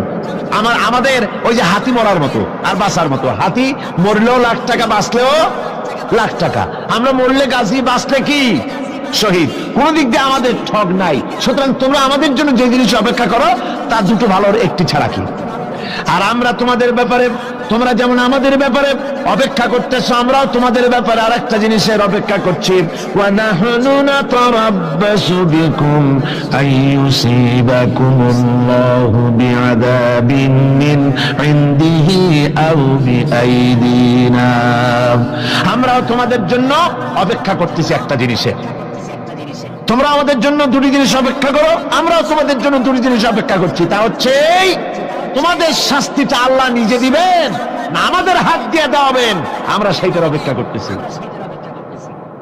ফাতারাব্বাসু ইন্না মাআকুম মুতারাব্বিসুন, সুতরাং তোমরা অপেক্ষা করতে থাকো, আমরা অপেক্ষা করতে থাকি। ব্যাপারটা কোথায় গিয়ে দাঁড়ায় আসো আমরা সকলে তা লক্ষ্য করি। সুতরাং এই মুনাফিকদের এই হচ্ছে চরিত্র, চিরকাল ইসলামের সঙ্গে বিরোধিতা করা, মুসলমানদের সাথে ঠাট্টা বিদ্রুপ করা, এটাই হচ্ছে তাদের চরিত্র। এই চরিত্র দিয়েই তারা ইসলামকে চিরকাল ক্ষতিগ্রস্ত করে এসেছে। রাসূল পাক সাল্লাল্লাহু আলাইহি ওয়াসাল্লাম এই মুনাফিকদের সম্পর্কে বলেছেন যে মুনাফিকরা হচ্ছে ইদা আহাদা গাদারা, যখন তারা ওয়াদা করে সে ওয়াদাকে তারা খেলাফ করে, এটা হচ্ছে মুনাফিকদের একটা চরিত্র। তারপরে তাদের কাছে কোনো জিনিস আমানত রাখলে, ইদা উত্তুমিনা খানা, যখন আমানত রাখা হয় সে আমানতের তারা খিয়ানত করে। তারপরে যখন তারা ঝগড়ায় লিপ্ত হয় তখন তারা পরস্পরকে গালাগালি করে। আর যদি তারা কথা বলে, কথার মধ্যে কথায় কথায় তারা মিথ্যে কথা বলে। এই হচ্ছে মুনাফিকদের চরিত্র। এরপরে মুনাফিকরা শুধু রুজি রুটি আর পেট নিয়েই তারা ব্যস্ত থাকে। মুনাফিকদের এই চরিত্র কোরআন এবং হাদিসে আল্লাহ রাব্বুল আলামিন স্পষ্ট করে মানুষের সামনে তুলে ধরেছেন, যাতে করে আমরা মুনাফিক এই চরিত্র থেকে রক্ষা পেতে পারি। এই মুনাফিকদের সম্পর্কে সর্বশেষ কথা, আল্লাহ রাব্বুল আলামিন যেহেতু মুনাফিকরা ইসলামের সবচাইতে বেশি ক্ষতি করেছে, সেই জন্য আল্লাহ রাব্বুল আলামিন নবীকে বলেছেন যে আপনি যদি এদের ব্যাপারে ইস্তাগফির লাহুম আও লা তাস্তাগফির লাহুম ইন তাস্তাগফির লাহুম ৭০ মাররাতান ফালান ইয়াগফিরাল্লাহু লাহুম, আপনি যদি এদের জন্য ক্ষমা চান, আর ক্ষমা আপনি নাই চান, এমনকি ৭০ বারও যদি আপনি মুনাফিকদের জন্য আমি আল্লাহর কাছে ক্ষমা প্রার্থনা করেন, আমি আল্লাহ রাব্বুল আলামিন মুনাফিকদেরকে ক্ষমা করে দেব না। মুনাফিক হচ্ছে চরমভাবে ক্ষতিগ্রস্ত, দুনিয়াও ক্ষতিগ্রস্ত হবে, আখিরাতেও তারা ক্ষতিগ্রস্ত হবে। আল্লাহ পাকের কত বড় কথা যে কিয়ামত পর্যন্ত মুনাফিকদের জন্য হুজুর সাল্লাল্লাহু আলাইহি ওয়াসাল্লামকে বলা হচ্ছে যে ৭০ বারও যদি তাদের জন্য আপনি আমার কাছে ক্ষমা চান, আমি মুনাফিকদেরকে কখনো ক্ষমা করব না। সুতরাং আমাদেরকে বুঝতে হবে মুনাফিকি চরিত্র সবচাইতে নিকৃষ্ট চরিত্র, আর এই চরিত্রে আল্লাহ পাক সবচাইতে বেশি অসন্তুষ্ট হন। আল্লাহ পাক তাই বলছেন, কাবুরা মাকতান ইনদাল্লাহি আন তাকুলু মা লা তাফআলুন, আল্লাহর কাছে সবচাইতে বেশি ক্রোধ উদ্রেককারী এই ব্যাপারটাই যে তোমরা যা বলো তা তোমরা করো না, এটা বড় মারাত্মক ব্যাপার, আল্লাহ এটাকে সহ্য করেন না। সুতরাং মুমিনদেরকে আয়াত থেকে শিক্ষা গ্রহণ করতে হবে, মুনাফিকি ছাড়তে হবে, আনুগত্য করতে হবে, সবটাই আল্লাহর। কার আনুগত্য হবে? আল্লাহ এবং রাসূলের আনুগত্য জীবনের সকল ক্ষেত্রেই করতে হবে। এটাই মুসলমানদের জন্য ঈমানের সবচেয়ে বড় দাবি। তারপরে রব্বুল আলামিন বলেন, ইন্নাল্লাহা ইউহিব্বুল্লাযীনা ইউকাতিলুনা ফি সাবিলিহি সাফফান কাআন্নাহুম বুনিয়ানুম মারসুস। আল্লাহ পাক বলছেন, আল্লাহ নিশ্চয়ই ভালোবাসেন সেই সব লোকদেরকে যারা কাতারবন্দী হয়ে আল্লাহর রাস্তায় লড়াই করে, সীসা ডালা প্রাচীরের মতো ইস্পাত কঠিন দৃঢ় হয়ে যারা কাতারবন্দী হয়ে সুসংবদ্ধ হয়ে আল্লাহর জন্য যারা লড়াই করে। এখানে বলা হচ্ছে যে লড়াইটা হবে আল্লাহর জন্য, সংগ্রাম হবে কার জন্য? ইউকাতিলুনা ফি সাবিলিহি। লড়াই কিন্তু লড়াইটা কখনই দেশ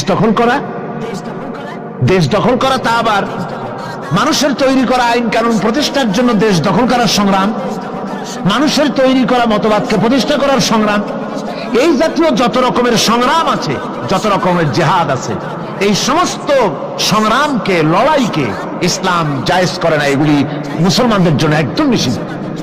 মুসলমানরা লড়াই করবে কেবলমাত্র আল্লাহর রাস্তায়, ফি সাবিলিহি, জিহাদ ফি সাবিলিল্লাহ, ওয়া তুজাহিদুনা ফি সাবিলিল্লাহ। লড়াই হবে কার পথে? সবে চিল্লায় বলেন, লড়াই কার পথে? লড়াই কি? জিহাদ কি? জিহাদ এই নয় যে আপনি লাঠি ঠেঙ্গা নিয়া তারপরে বাইর হবেন আর হিন্দু খ্রিস্টান যেখানে পাবেন সমানে মারিয়া শেষ করে ফেলাবেন, এর নাম জিহাদ নয়। জিহাদ হচ্ছে আল্লাহর রাস্তায় সংগ্রাম করা, লড়াই করা। সেই লড়াইটা কি? যে কোনো উদ্দেশ্যকে সফল করার জন্য প্রচেষ্টা চালানো, প্রাণান্তকর প্রচেষ্টা চালানো, ওই প্রচেষ্টার নামই হচ্ছে কি? জিহাদ। সুতরাং এই জিহাদটা হবে আল্লাহর রাস্তায়, সংগ্রাম হবে আল্লাহর রাস্তায়। কি উদ্দেশ্যে? দ্বীন প্রতিষ্ঠার উদ্দেশ্যে। কোরআনে কারিমে রব্বুল আলামিন বলেছেন, আল্লাযীনা আমানু ইউকাতিলুনা ফি সাবিলিল্লাহ, যারা নাকি ঈমানদার তারা লড়াই করে আমি আল্লাহর রাস্তায়, আমি আল্লাহর পথে তারা লড়াই করে, সংগ্রাম করে আমার দেওয়া জীবন ব্যবস্থা প্রতিষ্ঠার জন্য। ওয়াল্লাযীনা কাফারু ইউকাতিলুনা ফি সাবিলিত তাগুত, আর যারা নাকি কাফের, ভালো করে শোনেন, আল্লাহ পাক বলছেন যারা নাকি কাফের তারাই লড়াই করে মানুষের তৈরি করা তাগুতের পথে লড়াই করে, অর্থাৎ আল্লাহর দেওয়া রাসূলের দেওয়া বিধানকে বাদ দিয়ে মানুষের তৈরি করা অন্যের তৈরি করা মতবাদ প্রতিষ্ঠার পিছনে সংগ্রাম করে। এখন আপনি দেখেন এই পৃথিবীতে সমাজতন্ত্র কার তৈরি? মানুষের। আল্লাহর না মানুষের? যারা বলেন এটা কার তৈরি? আল্লাহর না মানুষের? জাতীয়তাবাদ কার তৈরি? আল্লাহর না মানুষের? পুঁজিবাদ কার তৈরি? আল্লাহ না মানুষের? সমাজতন্ত্র কার তৈরি? আল্লাহ না মানুষের? ধর্মনিরপেক্ষতাবাদ কার তৈরি? আল্লাহ না মানুষের? এই সমস্ত মতবাদকে মানুষের তৈরি করা, এসব মতবাদকে প্রতিষ্ঠিত করার জন্য যারাই সংগ্রাম করে, যারাই লড়াই করে, আল্লাহ পাক বলেছেন ওয়াল্লাযীনা কাফারু ইউকাতিলুনা ফী সাবিলিত তাগুত। এরা হচ্ছে লড়াই করে তাগুতের পথে, শয়তানের পথে। কার পথ এগুলি? শয়তানের পথ। জোরে বলেন এই পথগুলি কার? শয়তানের পথ। যারা মুমিন তারা লড়াই করবে আল্লাহর পথে। সুতরাং লড়াই হতে হবে সব সময় আল্লাহর পথে, আর সেই লড়াই বিচ্ছিন্ন ভাবে নয়, কাতারবন্দি হয়ে সুসংহত সাংগঠনিক প্রক্রিয়ায় সুশৃঙ্খল ভাবে সাংগঠনিক ফয়সলা সিদ্ধান্তকে মেনে নিয়ে আমিরের হুকুমকে অনুসরণ করে ঐক্যবদ্ধভাবে যদি লড়াই হয়, সে লড়াইয়ে বিজয় আসবে আল্লাহর পক্ষ থেকে। বিচ্ছিন্ন ভাবে নয়, ঐক্যবদ্ধভাবে কাজ করতে হবে। এই আয়াতের মূলনীতির ভিত্তিতে রাসূল পাক সাল্লাল্লাহু আলাইহি ওয়াসাল্লামের নেতৃত্বাধীন এমন এক মহা সামরিক শক্তি গড়ে উঠেছিল যার সামনে তদানীন্তন রোম পারস্য পদানত হয়েছিল। সুবহানাল্লাহ পড়ে। সুতরাং এমন একটি বাহিনী গড়ার জন্য মুমিনদের প্রতি বলা হচ্ছে যে তোমরা হবে সেই ধরনের বাহিনী যারা নাকি লড়বে আল্লাহর রাস্তায়, আল্লাহর পথে লড়াই করবে নিজেদের জান এবং মাল দিয়ে ঐক্যবদ্ধভাবে। তারপরে আল্লাহ রাব্বুল আলামিন বলছেন وَإِذْ قَالَ مُوسَى لِقَوْمِهِ يَا قَوْمِ لِمَ تُؤْذُونَنِي وَقَدْ تَعْلَمُونَ أَنِّي رَسُولُ اللَّهِ إِلَيْكُمْ فَلَمَّا زَاغُوا أَزَاغَ اللَّهُ قُلُوبَهُمْ وَاللَّهُ لَا يَهْدِي الْقَوْمَ الْفَاسِقِينَ। স্মরণ করো মুসা আলাইহিস সালামের কথা। এই কথাগুলি আল্লাহ মুসলমানদের স্মরণ করাচ্ছেন। কাদেরকে? মুসলমানদেরকে। মুসা আলাইহিস সালামের কথা স্মরণ করো। তিনি তার কওমদেরকে বললেন, হে কওম, হে আমার জাতি, তোমরা কেন আমাকে উৎপীড়িত করছো, কেন আমাকে কষ্ট দিচ্ছ? ওয়াকাদ তা'লামুনা আন্নী রাসূলুল্লাহি ইলাইকুম। আর একথা তোমরা ভালো করেই জানো যে আমি তোমাদের জন্য রাসূল হয়ে এসেছি আল্লাহর পক্ষ থেকে। বন্ধুগণ, কোরআনে কারীমে একথা বলা হয়েছে, সর্বত্র প্রায় এসেছে। নবীদের উপরে সমকালীন যুগের লোকেরা নবীদেরকে কষ্ট দিয়েছে, মুসিবত দিয়েছে। কারণ কি? নবীদের স্বভাব খারাপ ছিল, তাই নাকি? নাউযুবিল্লাহি মিন যালিক। নবীরা স্বভাব চরিত্রের দিক থেকে সর্বশ্রেষ্ঠ। নবীদের জন্য সমকালীন লোকেরা ক্ষেপলো কেন? ক্ষেপেছে একটাই কারণ ছিল।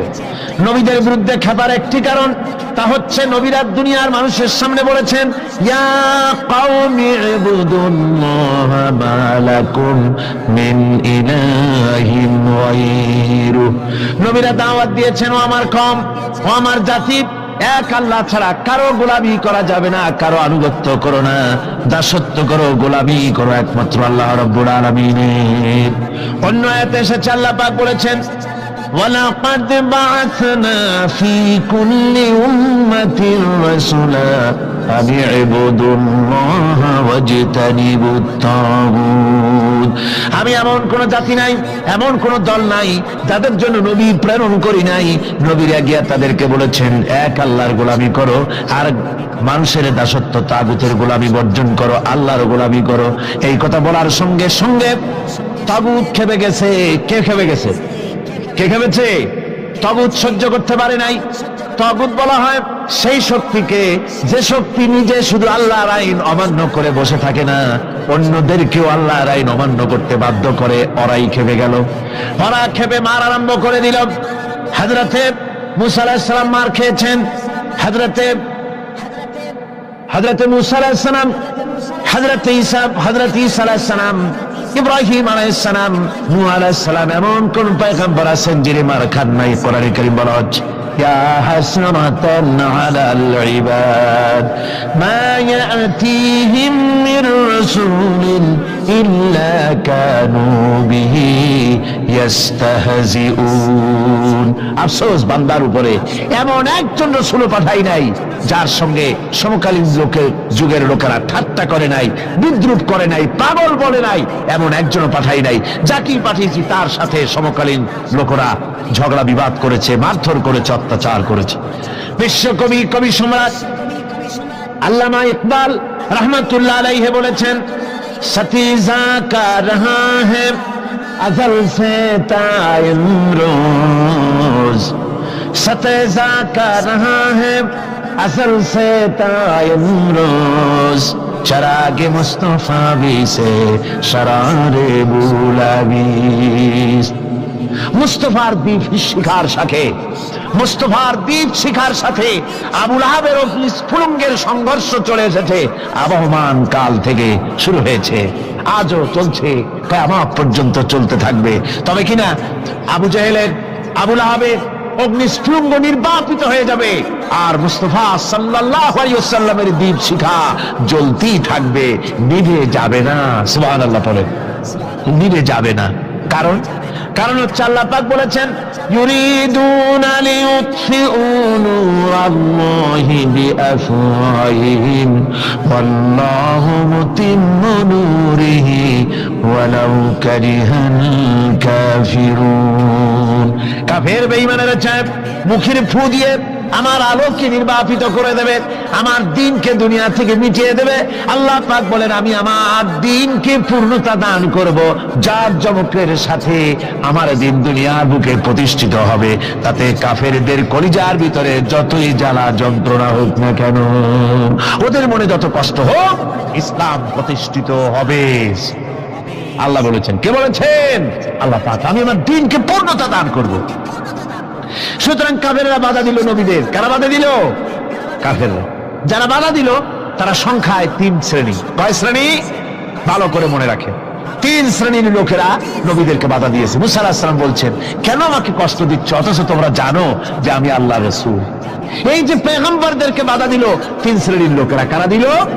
3 শ্রেণীর লোকেরা দিল। প্রথম শ্রেণী হচ্ছে রাষ্ট্র শক্তি। প্রথম কারা? 2 নম্বরে বাধা দিল বিত্তশালী, যাদের টাকা আছে, পয়সা আছে, বড় লোক। এই বিত্তশালী ধনাঢ্য ব্যক্তি হলো 2 নম্বর। আর 3 নম্বরে বাধা দিল ধর্মের নামের 1 শ্রেণীর ব্যবসায়ীর দল। তাহলে কয়টা হলো? 3টা। 3 শ্রেণীর লোকেরা বাধা দিয়েছে নবীদেরকে। বর্তমানে তারা আর নাই। জি, বর্তমানেও আছে, ভবিষ্যতেও থাকবে। 3 শ্রেণীর লোকেরাই বাধা দিয়েছে, বর্তমানেও দিচ্ছে, ভবিষ্যতেও। এই 3 শ্রেণীর প্রথম শ্রেণী হলো রাষ্ট্রশক্তি। রাষ্ট্রশক্তি বাধা দিল কেন? কেন বাধা দিল? রাষ্ট্রশক্তি যেমন ফেরাউন, রাষ্ট্রশক্তি নমরুদ, রাষ্ট্রশক্তি হচ্ছে আবু জেহেল, আবু লাহাব, আবু সুফিয়ান, উতবা, সাইবা, মুগীরা, এরা বাধা দিল। রাষ্ট্রশক্তি বাধা দিল। বাধা দেওয়ার কারণ হলো রাসূলুল্লাহ বলেছেন, নবীরা বলেছেন, তারা বলেছেন সবাই, ইয়া কওমি ইবুদুল্লাহ মা লাকুম মিন ইলাহিন গায়রু। নবীজি বলেছেন, ইয়া আইয়ুহান নাস কুলু লা ইলাহা ইল্লাল্লাহ তুফলিহুন। ও মানব সকল, ঘোষণা করে দাও, কোন ইলাহ নাই, কোন আইনদাতা নাই, কোন বিধানদাতা নাই, আল্লাহ ছাড়া কোনো উপাস্য নাই, মাবুদ নাই। এই কথাগুলি যখন নবীরা বলেছেন, তখন সমকালীন রাষ্ট্রশক্তি বুঝতে পেরেছে আমাদের মাতবাড়ি তো আর চলবে না, মাতবাড়ি শেষ। যদি লা ইলাহা ইল্লাল্লাহ হয় তাহলে তো আমরা থাকি না। কারা থাকে না? রাষ্ট্রশক্তি। কারা থাকে না? কর। আমি আপনাদের কাছে যে মাঝে মধ্যে কথা জিজ্ঞেস করি, আপনারা কি তাতে বেজার হন নাকি? জিজ্ঞেস করি এই জন্যে যাতে আপনাদের কথাগুলি মনে থাকে। রাষ্ট্রশক্তি বাধা দিল এই কারণেই যে আমরা তো তাহলে আর থাকি না। লা ইলাহা, কোন ইলাহ নাই, কোন আইনদাতা নাই, কোন বিধানদাতা নাই, কোন শাসনকর্তা নাই, কেউ নাই আল্লাহ ছাড়া। একমাত্র আইন চলবে আল্লাহর। তাহলে আমরা নাকি কোন কাজে? আমাদের তো নেতৃত্ব থাকবে না, আমাদের মাতবাড়ি থাকবে না, আমাদের আইন চলবে না, আমরা তো বেকার হয়ে যাব। সুতরাং এটাকে বন্ধ করতে হবে, এটাকে বন্ধ করতে হবে, এটা বন্ধ করতে হবে। এই আইন যদি চালু হয় তাহলে তো মৌজ করা যাবে না, ফুর্তি করা যাবে না, ইট ড্রিঙ্ক এন্ড বি মেরি, এগুলি তো আর চলবে না। ডু ফুর্তি নো চিন্তা, এসব তো আর চলবে না। মদ খাওয়া, জুয়া খেলা, শয়তানি করা, বদমাশি করা, জনগণের টাকা নিয়ে নিজের বাপের সম্পত্তি মনে করে তা গ্রহণ করা, এভাবে করে সর্বনাশ করা তো আর চলবে না। মাতবাড়ি তো চলবে না। সুদ যদি কোন দেশ আল্লাহর কোরআন অনুযায়ী হারাম ঘোষিত হয়, আল্লাহ তো হারাম করে দিয়েছেন, দেশে যদি সুদ মুক্ত ব্যাংকিং চালু হয়, তাহলে উপকৃত হবে শুধু মুসলমান না সব জাতের মানুষ? সব জাতের মানুষ। সুদ দিয়ে মানুষ শোষিত হয়। মদ যদি বন্ধ হয়ে যায়, রাষ্ট্র শক্তি যদি কোরআনের আইন অনুযায়ী, আল্লাহ বলেছেন মদ হারাম, মদ যদি নিষিদ্ধ ঘোষিত হয়, উপকার পাবে না সবাই উপকার পাবে? জেনা যদি বন্ধ হয়ে যায়, সরকার কর্তৃক জেনা যদি বন্ধ করে দেওয়া হয়, তাহলে উপকার কি মুসলমানদের না সারা পৃথিবীর সমস্ত মানুষের? পর্দা করা ফরজ, এই পর্দা প্রথা যদি চালু হয়, তাহলে নারীর ইজ্জত রক্ষা হবে শুধু মুসলমানদের না সারা পৃথিবীর সমস্ত নারীর? তো দেখুন, ইসলামের মদ বলেন, সুদ বলেন, ঘুষ বলেন, জেনা বলেন, জুয়া বলেন, যত রকমের আইন ইসলাম করেছে, চোরের হাত কাটা আইন হোক, আর আপনার হত্যাকারীকে কতল করাই হোক, কিসাস হোক, যত রকমের আইন করেছে, সমস্ত আইন দ্বারা উপকৃত হবে সারা পৃথিবীর সমস্ত মানুষ। এই জন্য ইসলাম সাম্প্রদায়িক নয়, মুসলমানেরও সাম্প্রদায়িক নয়। ইসলাম হচ্ছে সার্বজনীন, ইসলাম হচ্ছে বিশ্বজনীন। আজকে রাষ্ট্র শক্তি ১ নম্বরেই বাধা দেয় তাদের ক্ষমতাকে টিকিয়ে রাখার জন্য, ক্ষমতাকে কুক্ষিগত করার জন্য, হারাম ভাবে, অবৈধভাবে সরকারের জনগণের মালকে, সম্পদকে ভক্ষণ করার জন্য, নিজেদের ফুর্তি, নিজেদের মনের চাহিদা, নিজেদের নাফস এবং প্রবৃত্তি অনুযায়ী চলার জন্য তারা এই নিজেদের ক্ষমতাকে টিকিয়ে রাখার জন্য ইসলামকে চিরকাল তারা বাধা দিয়ে এসছে। ২ নম্বরে বাধা দিয়েছে যারা, সেটা হচ্ছে কি? বিত্তশালী ধনী ব্যক্তিরা, বিত্তশালী ধনাঢ্য ব্যক্তিরা, ওরাই ইসলামের চিরকাল ইসলামের বাধা দিয়ে আসছে, এখনো দিচ্ছে, ভবিষ্যতে দেবে, তবে সব না। ধনী হযরত ওসমান রাদিয়াল্লাহু তাআলা আনহু ধনী ছিলেন, ওই রকম ধনী ব্যক্তি এখন আলহামদুলিল্লাহ কিছু কিছু আছে যারা হযরত ওসমান রাদিয়াল্লাহু তাআলা আনহুর মতো দুহাতে সম্পদ বিলায় দেয়, নাম কামাবার জন্য না, আল্লাহর রাস্তায় দিয়ে দেয়। আছে না ২ একজন? আছে, সমাজে আছে। কিন্তু অধিকাংশ বিত্তশালী ব্যক্তিবর্গ তারা বাধা দেয় ইসলামকে। বাধা দেয় কেন? বাধা দিয়েছিল মুসা আলাইহিস সালামের জামানায়, হুজুরের জামানায় উমাইয়া বাধা দিয়েছিল। এভাবে করে প্রত্যেক যুগে বড় বড় ধনীরা তারা ইসলামকে বাধা দেয়। আল্লাহ তাদের টাকা দিয়েছে, পয়সা দিয়েছে, অবৈধভাবে তারা পয়সা নিজেরা উপার্জন করেছে। এই পয়সা দিয়ে তারা সাহায্য করে বাতিলকে, ইসলামকে সাহায্য করে না, ইসলামকে সাহায্য করে না। বাতিলকে অমুক দলের নেতা আসবে, অমুক দলের অমুক আসবে, ৫০,০০০ টাকা দিয়ে দেয়, ৫০,০০০ টাকা, ২ লাখ টাকা, ৫ লাখ টাকা, অমুকের ইলেকশন তো দিয়ে গেল ৫ লাখ, ১০ লাখ, ২০ লাখ, কোটি গানের টাকা দিয়ে গেল, ২-৩ কোটি দিয়ে দিল। কিন্তু ইসলামের কোরআনের মাহফিল হবে, তাফসীর হবে, ৫টা টাকা বাইরেতে কলিজাটা ছটফট করতে থাকে এইসব লোকের, ঠিক কিনা কন? ইসলামের জন্য কাজ হবে, ইসলামের জন্য কোন প্রোগ্রাম হাতে নেওয়া হয়েছে, অথবা ইসলামের জন্য নির্বাচন হচ্ছে, এই ধরনের যত রকমের প্রক্রিয়া আছে, এই প্রক্রিয়াগুলি করতে গেলে পরে তখন তাদের থেকে টাকা বের হতে চায় না, বাতিলকে সাহায্য করে চূড়ান্ত ভাবে, আর ইসলামকে দিতে চায় না। তার কারণ ইসলাম যদি ক্ষমতায় যায়, তাহলে অবৈধ পন্থায় যেসব টাকা রোজগার করা হয়েছে, এই পথগুলি বন্ধ হয়ে যাবে। তাই তাদের ভয় ইসলামের প্রতি, যেগুলি পথ যদি বন্ধ হয়ে যায়, তাহলে তো আমাদের ফুর্তি আর চলবে না, মউত চলবে না, জেনা ব্যভিচার চলবে না, শয়তানি বদমাশি চলবে না। সেই জন্য তাদের টাকা দিয়ে তারা ইসলামকে দুহাতে ঠেকাবার জন্য তারা প্রচেষ্টা চালায়। কথা বুঝতে পেরেছেন? এরপরে ৩ নম্বরে যারা বাধা দেয়, তারা হলো ধর্মের নামের এক শ্রেণীর ব্যবসায়ীর দল, ধর্মের নামের এক শ্রেণীর ব্যবসায়ী দল। এরা হচ্ছে, আল্লাহ রাব্বুল আলামিন কোরআনে কারীমের মধ্যে বলেছেন, ইয়া আইয়ুহাল্লাযীনা আমানু ইন্না কাসীরাম মিনাল আহবারি ওয়ার রুহবানি লায়াকুলুনা আমওয়ালান নাসি বিল বাতিল ওয়া ইয়াসুদ্দুনা আন সাবিলিল্লাহ। আল্লাহ রাব্বুল আলামিন বলেন, বিশ্বাসীরা শোনো, আরেক দল লোক হচ্ছে যারা আহলে কিতাবের এক শ্রেণীর পীর দরবেশ আলেম জাতীয় এক শ্রেণীর লোক, যারা নাকি আবার এবং রহবান, কোরআনের পরিভাষায় বলা হয়েছে এদের কাজ হলো মানুষের মালকে, সম্পদকে বাতিল পন্থায় ভক্ষণ করা, নিজেদেরকে জনগণের সামনে এভাবে পেশ করে যে তারাই যেন বেহেশতের এজেন্ট, তাদেরকে খুশি করতে পারলেই আল্লাহ খুশি হয়ে যাবে, এই জাতীয় একটা ভাব দ্বারা তারা মানুষের সামনে নিজেকে পেশ করে থাকে। আর ধর্মের বিভিন্ন অনুভূতি দিয়ে মানুষের কাছ থেকে টাকা পয়সা শোষণ করে নেওয়ার পথ চালু করে দেয়, সহজে বেহেশতে যাওয়ার পথ চালু করে দেয়। এ ধরনের অনেক বেদাতপূর্ণ কাজ তারা করে, আর বেদাত আর শিরকের মাধ্যমে ধর্মীয় অনুভূতি দিয়ে মানুষের কাছ থেকে টাকা পয়সা লুট করে নেওয়ার জন্য চেষ্টা করে। এই যে আপনি দেখেন বর্তমানে এই যে রজব মাস, এটা সাবান শুরু হয়েছে বোধহয়, রজব মাস চলে গেল, রজব মাস আসতে পরে খাজা বাবার মহব্বতের লোকের আর অভাব থাকে না, এমনি নামাজ পড়ে না, কিন্তু রজব মাস আসতে পরে তখন ড্যাগ নিয়ে ড্যাগের উপরে লাল কাপড় চড়াই দিয়া, শালু কাপড় চড়াই দিয়া তারপরে টাকা পয়সা রোজগার করার জন্য দারুণ ভাবে চেষ্টা করে। খাজার এত মহব্বত, নামাজ পড়ে না একক তো, বললেন নামাজ পড়ে না, খাজার দারুণ মহব্বত করে। আসলে তো খাজার মহব্বত না, আসল ব্যাপারটা হচ্ছে ইয়া খাজা কুস্তু আজা, পেট তো ভর যা, নিজের পেট ভরার জন্য, নিজের টাকা পয়সা লুটতরাজ করার জন্য এইভাবে করে তারা খাজার মহব্বত হিসাবে নিজেকে পেশ করে।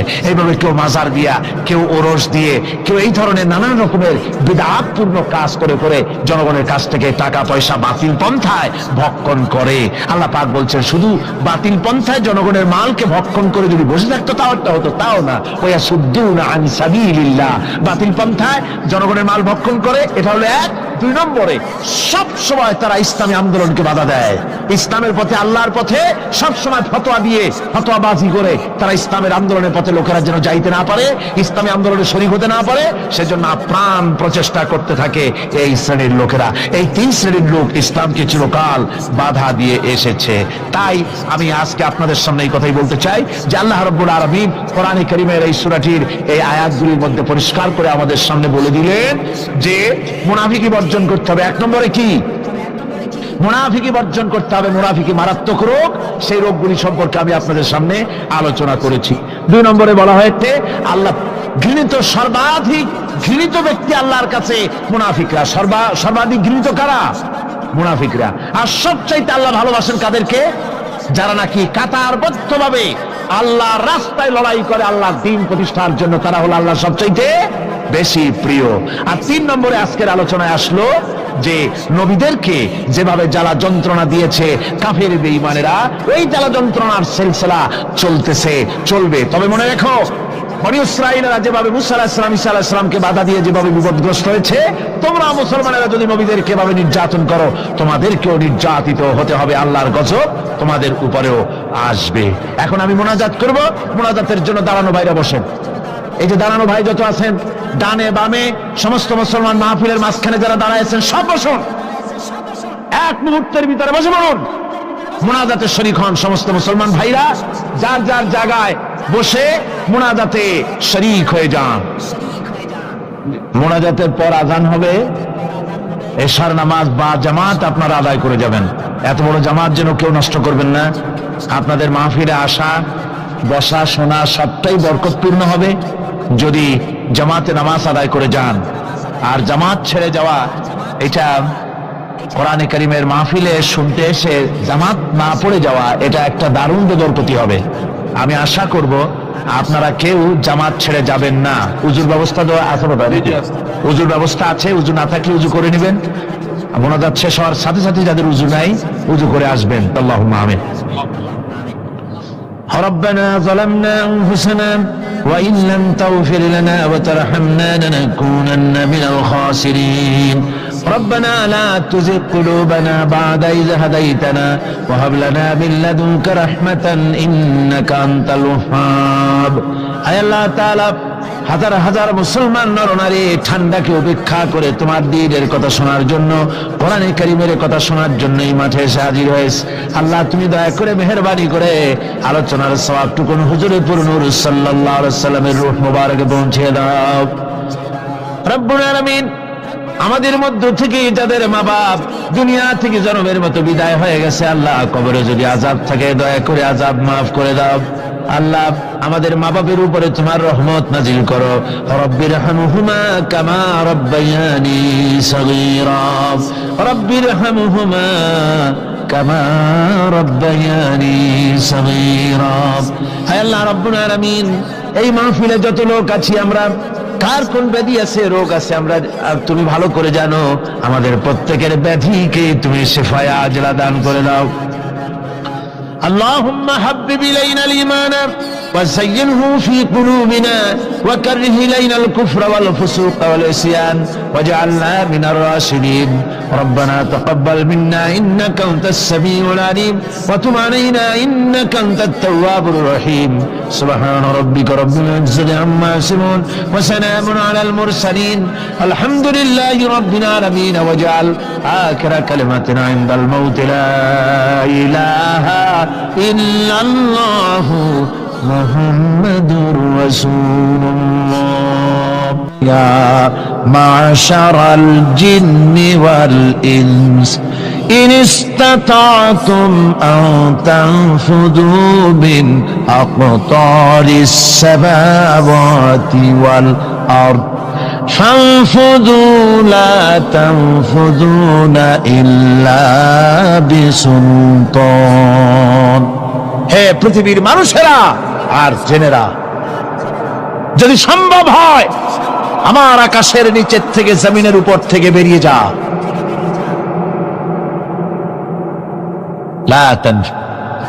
বেরিয়ে যেতে পারবে না। আমি আকাশ এবং জমিন থেকে যদি সম্ভব করতে পারো বেরিয়ে যা। আর যদি কোনো আকাশ থাকে তার নিচে যা, আর যদি কোনো জমিন থাকে তার উপরে যাও। এমন দেশ যদি পাও যেখানে আমার আলো ছাড়া কোনো আলো আছে, আমার বাতাস ছাড়া কোনো বাতাস আছে, আমার চাঁদ সূর্য ছাড়া কোনো চাঁদ সূর্য আছে, যাও সেখানে। আল্লাহ রাব্বুল আলামিন বলেন নাই এরকম যাওয়ার কোনো উপায় নাই। আমি আল্লাহ রাব্বুল আলামিন আকাশ আর জমিন দিয়ে প্যাকেট করে রেখেছি, আটকায় রেখেছি। আমার রাজত্ব থেকে, আমার ক্ষমতা থেকে, আমার কর্তৃত্ব থেকে বেরিয়ে যাওয়ার ক্ষমতা কোনো মানুষের নাই, কোনো জিনের নাই, কোনো প্রাণীর নাই। সুবহানাল্লাহ। মানুষ হচ্ছে অহংকার কিসের হবে? তোমরা হচ্ছ ফকির। আল্লাহ পাক বলছেন ওয়াল্লাহুল গনিয়্যু ওয়া আনতুমুল ফুকারা। আল্লাহ হচ্ছেন গনি। আল্লাহ কি? গনি, বেনিয়াজ, বেপরোয়া।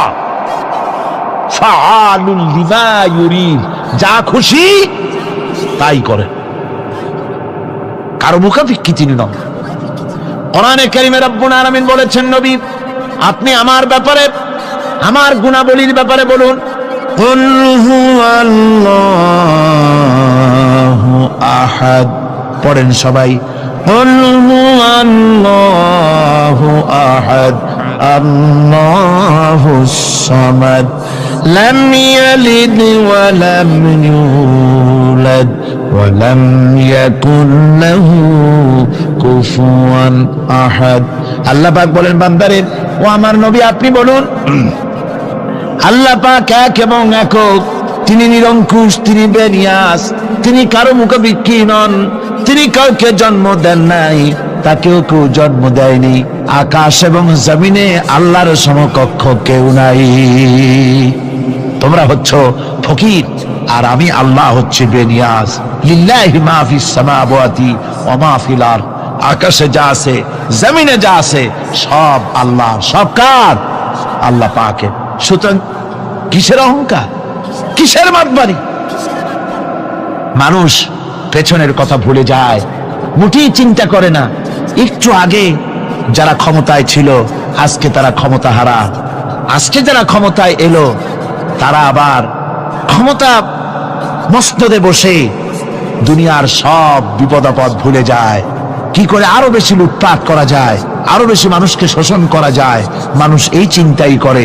অহংকারে, ক্ষমতার দর্পে ফেটে পড়ে, চিন্তা করে না পেছনের কথা। আল্লাহ রাব্বুল আলামিন বলেন যারা নাকি মুমিন বান্দাদের বিনয় এবং বিনম্রতা তাদের মধ্যে সৃষ্টি হয়ে যাবে, তার কারণ হলো আল্লাহ পাক বলেছেন ওয়ালা তামশি ফিল আরদি মারহান ইন্নাকা লান তাখরিকাল আরদা ওয়া লান তাবলুগাল জিবালা তুলা। ওয়ালা তামশি ফিল আরদি মারহান, আমার জমিনের উপরে অহংকার করে পা ফেলো না। তুমি কি পারবে অহংকার করে আমার জমিনটাকে বাটাই দিতে? কি বলেন, পারা যাবে? অহংকার করে জমিনের উপরে লাথি মারেন জোরে, জমিন ফাটবে? ফাটবে না, আপনার পা ছিঁড়ে যাবে। আপনি কি পারবেন অহংকার করে পাহাড়ের উচ্চতা লাফ দিয়ে ছাড়াই যেতে পারবেন? তাও পারবেন না। সুতরাং আল্লাহ পাকের উপরে ঈমান আনলে পরে তাদের মাথা এভাবে নত হয়ে যায়, অহংকার তাদের মধ্যে জায়গা পায় না। অহংকার কিসের অহংকার তোমার? মানুষ তার জন্মের কথা, কোরআনে কারীম বলে মানুষ কি তার জন্মের কথা স্মরণ করে না?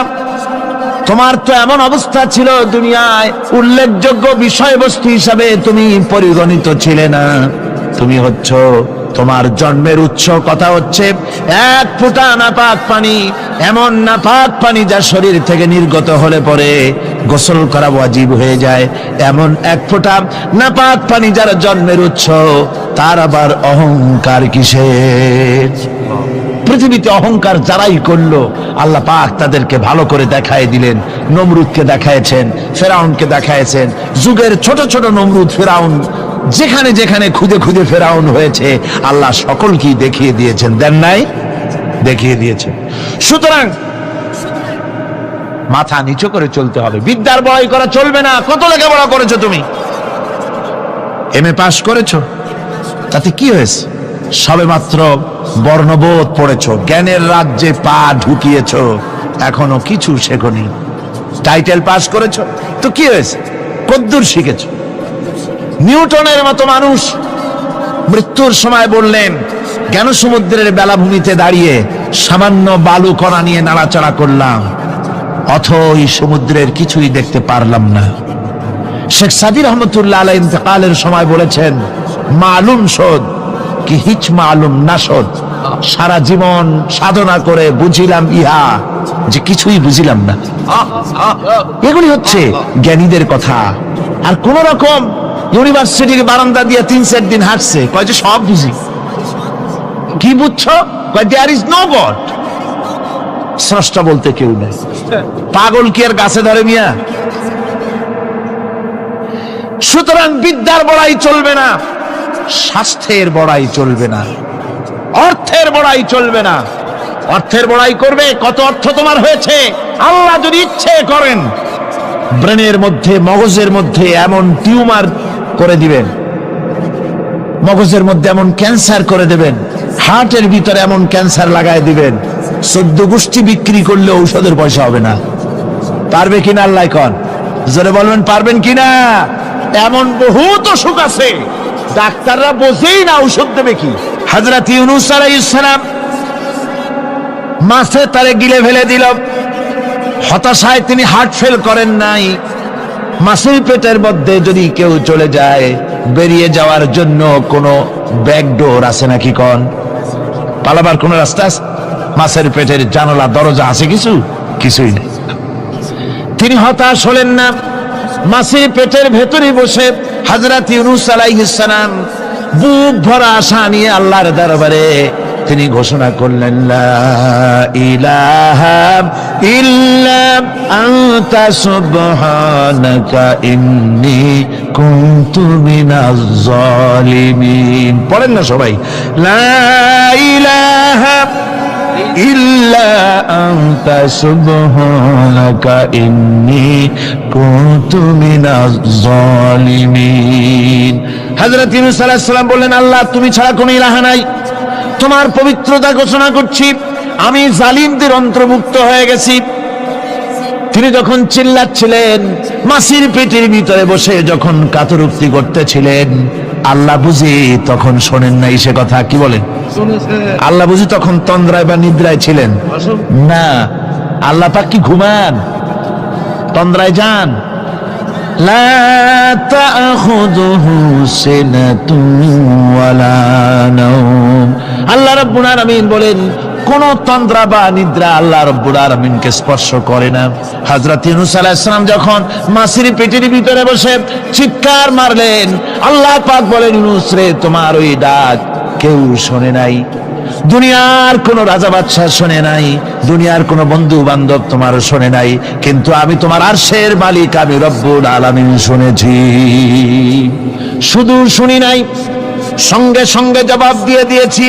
ফাস্তাজাবনা লাহু ونجيناه من الغم পড়েন فاستجبنا له ونجيناه من الغم وكذلك ننجي المؤمنين আল্লাহ পাক বলেন আমি জবাব দিলাম মাছের পেটের ভিতরে বেদনা শুরু হয়ে গেল মাছ আর তলদেশে শুয়ে থাকতে পারলো না সাঁতরাতে পারলো না মাছ ভেসে উঠলো উপরে পেটের যন্ত্রণায় মাছ কিনারায় চলে এসে বমি করে দিতে পারলে যেন বাঁচি এই অবস্থা মাছের হলো কিনারায় চলে এলো বমি করে ইউনূস আলাইহিস সালামকে ফেলে দিল মাছও বাঁচলো ইউনূস আলাইহিস সালামও বাঁচলো আল্লাহ রাব্বুল আলামিন বলেন মুমিনেরা শোনো শুধু ইউনূসকে নয় ওয়া কাযালিকা নুজিল মুমিনিন এইভাবে করে মুমিন বান্দারা যদি আমাকে ডাকে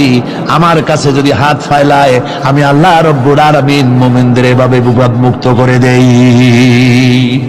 আল্লাহ পাক বিপদ মুক্ত করে দেন ওয়া মান ইয়াত্তাকিল্লাহা ইয়াজআল লাহু মাখরাজা আল্লাহকে যে ভয় করে আল্লাহ তার জন্য রাস্তা খুলে দেন জোরে কোন সুবহানাল্লাহ দেখেন ইউসুফ আলাইহিস সালাম জুলাইখা তাকে আটকায় ফেলেছে ঘরের মধ্যে তালা দেওয়া খিল দেওয়া সিটকানি মারা পালাবার পথ নাই চতুর্দিকে উলঙ্গ নগ্ন চিত্র আর এই সুন্দরী যুবতী নারী জুলাইখা তার প্রেম নিবেদন করেছে হযরত ইউসুফের কাছে যৌবনে ভরা টকবগে যৌবনের যুবক হযরত ইউসুফ আলাইহিস সালাম সৌন্দর্যের পিরামিড বাঁচার কোনো পথ নাই জুলাইখার কুপ্রবৃত্তি চরিতার্থ করে দেওয়া ছাড়া কিন্তু হযরতে ইউসুফ আলাইহিস সালাম আল্লাহ রাব্বুল আলামিনকে ডাকলেন হতাশায় ভেঙে পড়লেন না আল্লাহকে ভয় করলেন আল্লাহকে ডাকলেন আল্লাহকে ডেকে আল্লাহকে ভয় করে তালাবদ্ধ দরজার দিকে যখন দৌড় মারলেন রব্বুল আলামিন আপন কুদরতে দরজার তালাগুলি খুলে দিলেন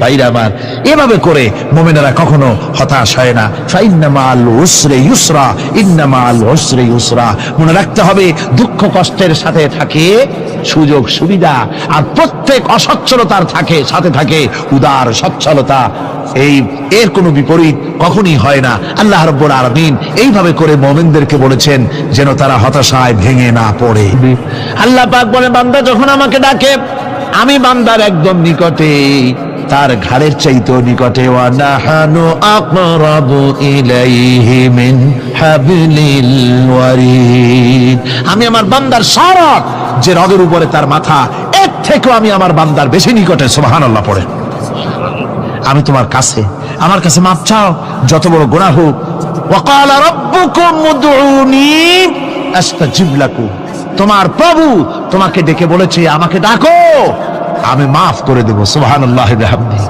কত বড় কথা আমাকে ডাকো নিরাশ হয়ো না হতাশ হয়ো না আল্লাহর গজব বেশি না রহমত বেশি আল্লাহর রহমত বেশি হাদিসে কুদসির ভিতরে এসেছে আল্লাহ পাক বলেছেন কোন বান্দা যদি আমার দিকে এক বিগত অগ্রসর হয় আমার রহমত তার দিকে এক হাত এগিয়ে যায় কোন বান্দা যদি আমার দিকে হেঁটে আসে আমার রহমত তার দিকে দৌড়ে যায় বান্দা যখন আল্লাহর দরবারে দুহাত উঁচু করে চোখের পানি ফেলে দেয় মুসলিম শরীফের হাদিসের ভিতরে এসেছে গভীর রাত্রে রাতের তৃতীয় অংশে আল্লাহ রাব্বুল আলামিন প্রথম আকাশে আসেন আর ডেকে বলেন পৃথিবীতে আছো নাকি কেউ গুনাহ করে জীবন বরবাদ করে দিয়েছো আমার কাছে মাপ চাও ঋণগ্রস্ত আছো অসুস্থ আছো অপমানিত আছো কে আছো মাজলুম আমাকে ডাকো আমার কাছে বলো আমি ডাকের সাড়া দেব জীবনের আশা পূরণ করে দেব ওই সময় যেই সমস্ত লোকেরা কান্দে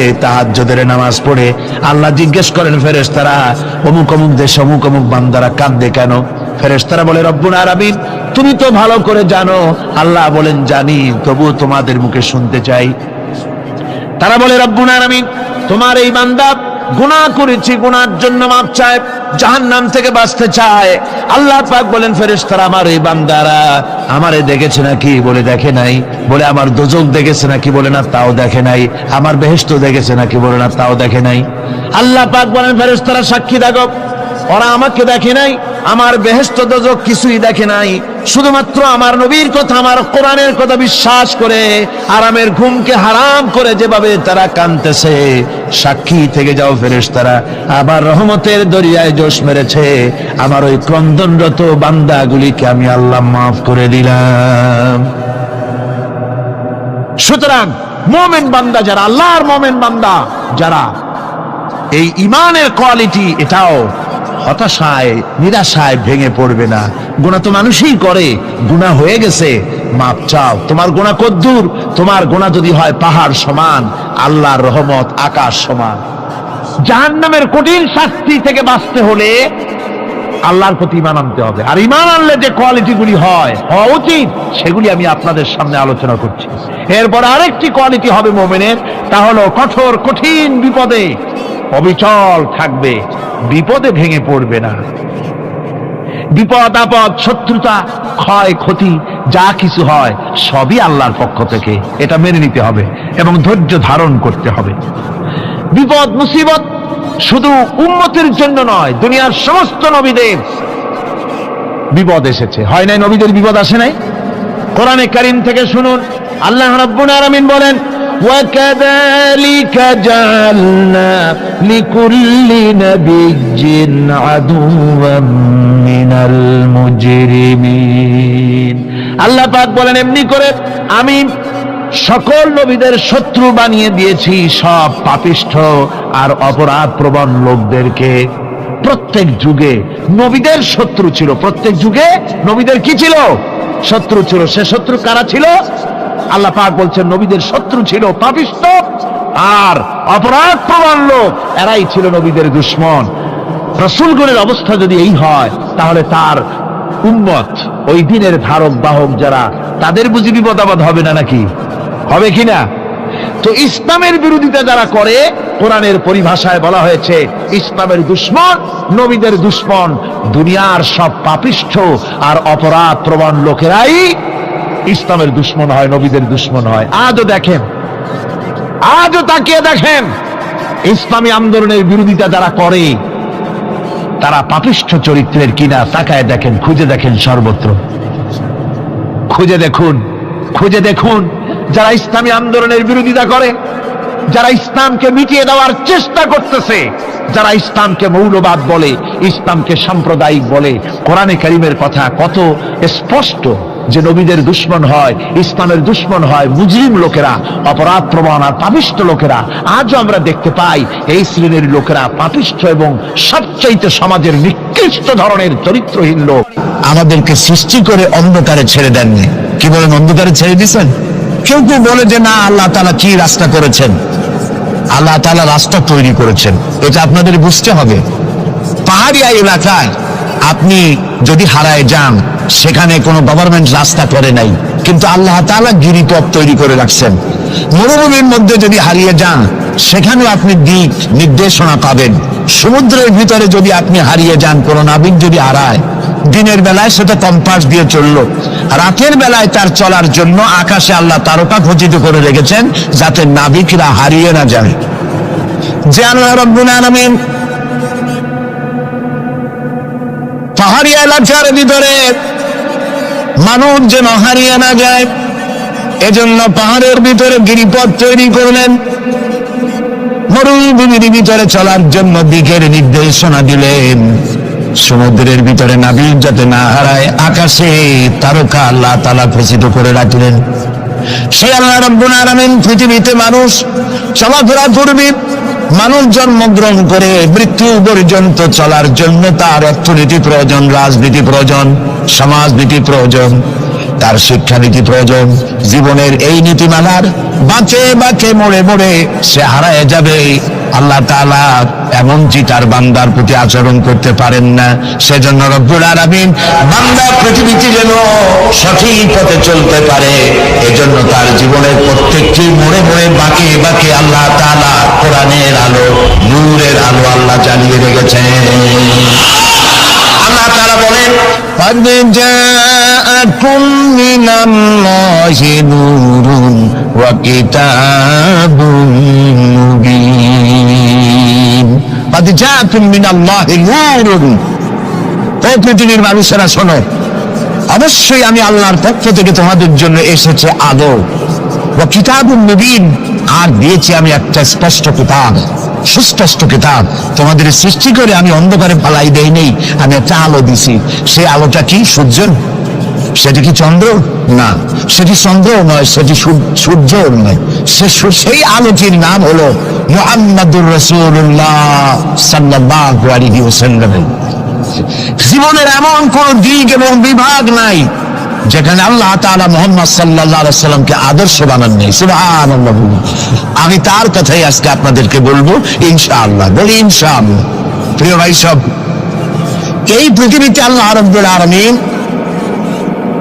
সব থেকে দুর্বল করে সৃষ্টি করেছেন মানব গোষ্ঠীকে। মানুষেরা সব থেকে দুর্বল। আপনি বলতে পারেন যে কেমনি আমরা দুর্বল হইলাম, এত মারামারি করি তারপরেও দুর্বল? হ্যাঁ, তারপরেও দুর্বল।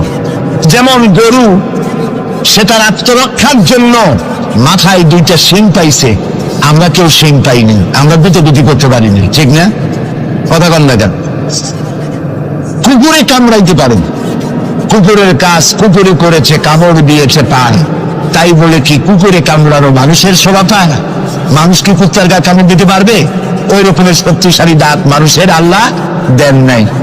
সাপের আল্লাহ তাআলা বিষধর দন্ত দিয়েছেন, বাঘের খাবার মধ্যে নখর দিয়েছেন, মূলার মতো মোটা মোটা দাঁত দিয়েছেন। এমনকি আত্মরক্ষার জন্য ভীমরুল বলারও উল ফুটাবার মতো শক্তি আল্লাহ দিয়েছেন। এবার বলেন তো, আপনার কাছে আত্মরক্ষার কি আছে? আপনি তো বলতেই পারেন বীরত্বের সাথে, হ্যান করেঙ্গে ত্যান করেঙ্গে, লাঠি কে আন্দার মুগুর ভরেঙ্গে, বলতে পারবেন, কিন্তু লাঠির মধ্যে মুগুর আপনি ভরতে পারবেন না। মানুষের কাছে আত্মরক্ষার কোনো হাতিয়ার নাই। এই মাহফিলের মধ্যে যদি এখন একটা সাপ ঢোকে অথবা বড় জাতের কয়েকটা ব্যাঙ ঢোকে, লাগানো শুরু করবে এই মাথা দিয়া, এই মাথা দিয়া লোক দৌড় আরম্ভ করবে। তারপর অন্তত সদরঘাট পর্যন্ত দৌড়ে গিয়ে জিজ্ঞেস করবে, ভাই আমরা দৌড়াই কেন? তো সামান্য ব্যাঙের সাথে পারি না, সামান্য সাপের সাথে পারি না, বললা ভীমরুলের সাথেও পারি না। আত্মরক্ষামূলক হাতিয়ার আমাদের কাছে দেওয়া হয় নাই। এরপরে এমনকি আমরা চোখেও ভালো করে দেখি না, চোখ দিয়েও আমরা দেখতে পাই না। আপনারা বলবেন তাহলে আমরা কি ভেলকি দেখি?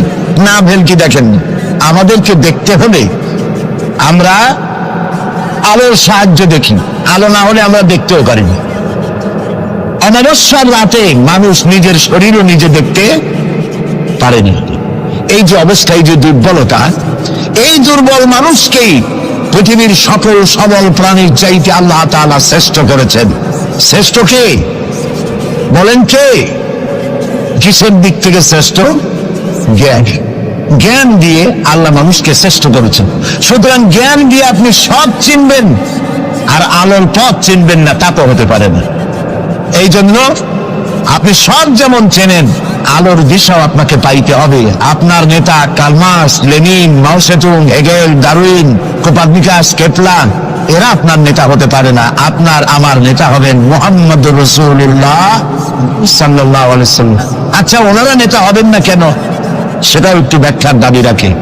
ওনারাও কিন্তু কষ্ট করেছেন। মার্কস, হেগেল, মাও সেতুং, এরা কষ্ট করেছেন, জেল খেটেছেন, বই লিখেছেন, মানবতার কল্যাণে এগুলি করেছেন, কিন্তু তাদের কথার কোনো মিল ছিল না। এক একজন এক এক ধরনের কথা বলেছেন, এবং তাদের কথা দিয়ে পৃথিবীর মানুষের জন্য কোনো স্থায়ী শান্তি প্রতিষ্ঠিত হয় নাই পৃথিবীর 1 ইঞ্চি জমিনের ওপারেও।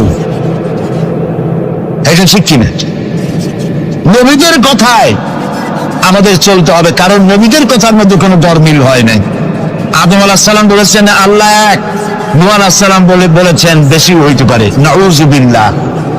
ইব্রাহিম আলাইহিস সালাম বলেছেন আখিরাত আছে, আরেকজন নবী বলেছেন নাও থাকতে পারে। একজন নবী বলেছেন কবর আযাব হবে, আর একজনে বলেন এটা একটা আমার চিন্তায় না থাকতেও পারে। এইরকম নবীদের কথার মধ্যে কোনো ব্যস্তম হয়েছে? বলেন হয়েছে? কেন হয় নাই? কারণ দার্শনিক, রাজনীতিবিদ, ওনাদের যে শ্রেণী, ওর থেকে নবীদের শ্রেণী সম্পূর্ণ স্বতন্ত্র, এবং 2 শ্রেণীর মাঝে গালফ অফ ডিফারেন্স। দার্শনিক এবং রাজনীতিবিদরা তারা কথা কথা বলেন নিজস্ব মন মস্তিষ্ক প্রসূত জ্ঞান দিয়ে, আর নবীরা কথা বলেন আল্লাহর জ্ঞান দিয়ে। এই জন্য পৃথিবীতে যত নবী এসেছেন সমস্ত নবীদের স্লোগান ছিল একটা। কয়টা ছিল? আদম আলাইহিস সালাম থেকে নিয়ে শুরু করে মুহাম্মাদুর রাসূলুল্লাহ সাল্লাল্লাহু আলাইহি ওয়াসাল্লাম পর্যন্ত যত নবী আল্লাহ পৃথিবীতে পাঠিয়েছেন সমস্ত নবীদের স্লোগান একটাই ছিল, লা ইলাহা ইল্লাল্লাহু মুহাম্মাদুর রাসূলুল্লাহ। মুহাম্মাদুর রাসূলুল্লাহ নবী করিম সাল্লাল্লাহু আলাইহি ওয়াসাল্লামের সময় রয়েছে, আর বাকি সমস্ত নবীর সময় স্লোগান একটাই ছিল, লা ইলাহা ইল্লাল্লাহ। কোনো ব্যাস কম নাই, সব নবীরা এক কথা বলেছেন। কারণ নবীরা যে কথা বলেছেন সমস্ত কথা আসছে একটা অফিস থেকে। কয়টা অফিস? এবার বলেন তো অফিসটার নাম কি? কার অফিস? আল্লাহর অফিস। এবং একজন মেসেঞ্জার সমস্ত নবীদের কাছে আল্লাহর মেসেজ বহন করে নিয়ে এসেছেন, সেই আল্লাহ কর্তৃক নিয়োগ প্রাপ্ত অথেন্টিক জেনুইন যিনি রাসূল ছিলেন, বার্তাবাহক ছিলেন, স্পেশাল মেসেঞ্জার ছিলেন, তার নাম কি? সুবহানাল্লাহ। পৃথিবীর সবচাইতে বেশি মর্যাদা এবং সব থেকে বেশি সুন্দর করে আল্লাহ তাআলা তাকে এই পৃথিবীতে পাঠিয়েছেন। তিনি যখন পৃথিবীতে আসবেন, পৃথিবীটা কি ছিল? চুরি, ডাকাতি, জিনা, ব্যভিচার, হত্যা, ধর্ষণে ভরপুর মরা জাতি। ওই যে বলেছিলাম মরা জাতি, এই মরা জাতিটারে কেমনে জিতে বানানো যায়, রাসূলুল্লাহ সেই চেষ্টা করলেন। 40 বছর বয়স হল হেরা পাহাড় থেকে নেমে এলে কবি বলছেন, উতর কর গারে হেরা সে সুয়ে কওম আয়া, উতর কর গারে হেরা সে সুয়ে কওম আয়া, और नस्खे किमिया साथ लाया। হেরা পাহাড় থেকে নবীজি নেমে এলেন, সাথে আনলেন পরশ পাথর, নাম কি? কোরআন। হেরা পাহাড় থেকে নেমে আসলেন, হাতে আনলেন পরশ পাথর। এই পরশ পাথরের ছোঁয়া যখন লাগলো ওমরের মতো পাথর সোনার টুকরা হয়ে গেল। সুবহানাল্লাহ। যারা ছিল নারী জাতির ইজ্জত, সতীত্ব, সম্ভ্রমের জম, তারা হয়ে গেল নারী জাতির পাহারাদার। সুবহানাল্লাহ বলুন। কোরআন মরা জাতিকে জিন্দা করছে। আহারে কপাল, সেই কোরআন শরীফ দিয়ে তাবিজ দেখি আমরা।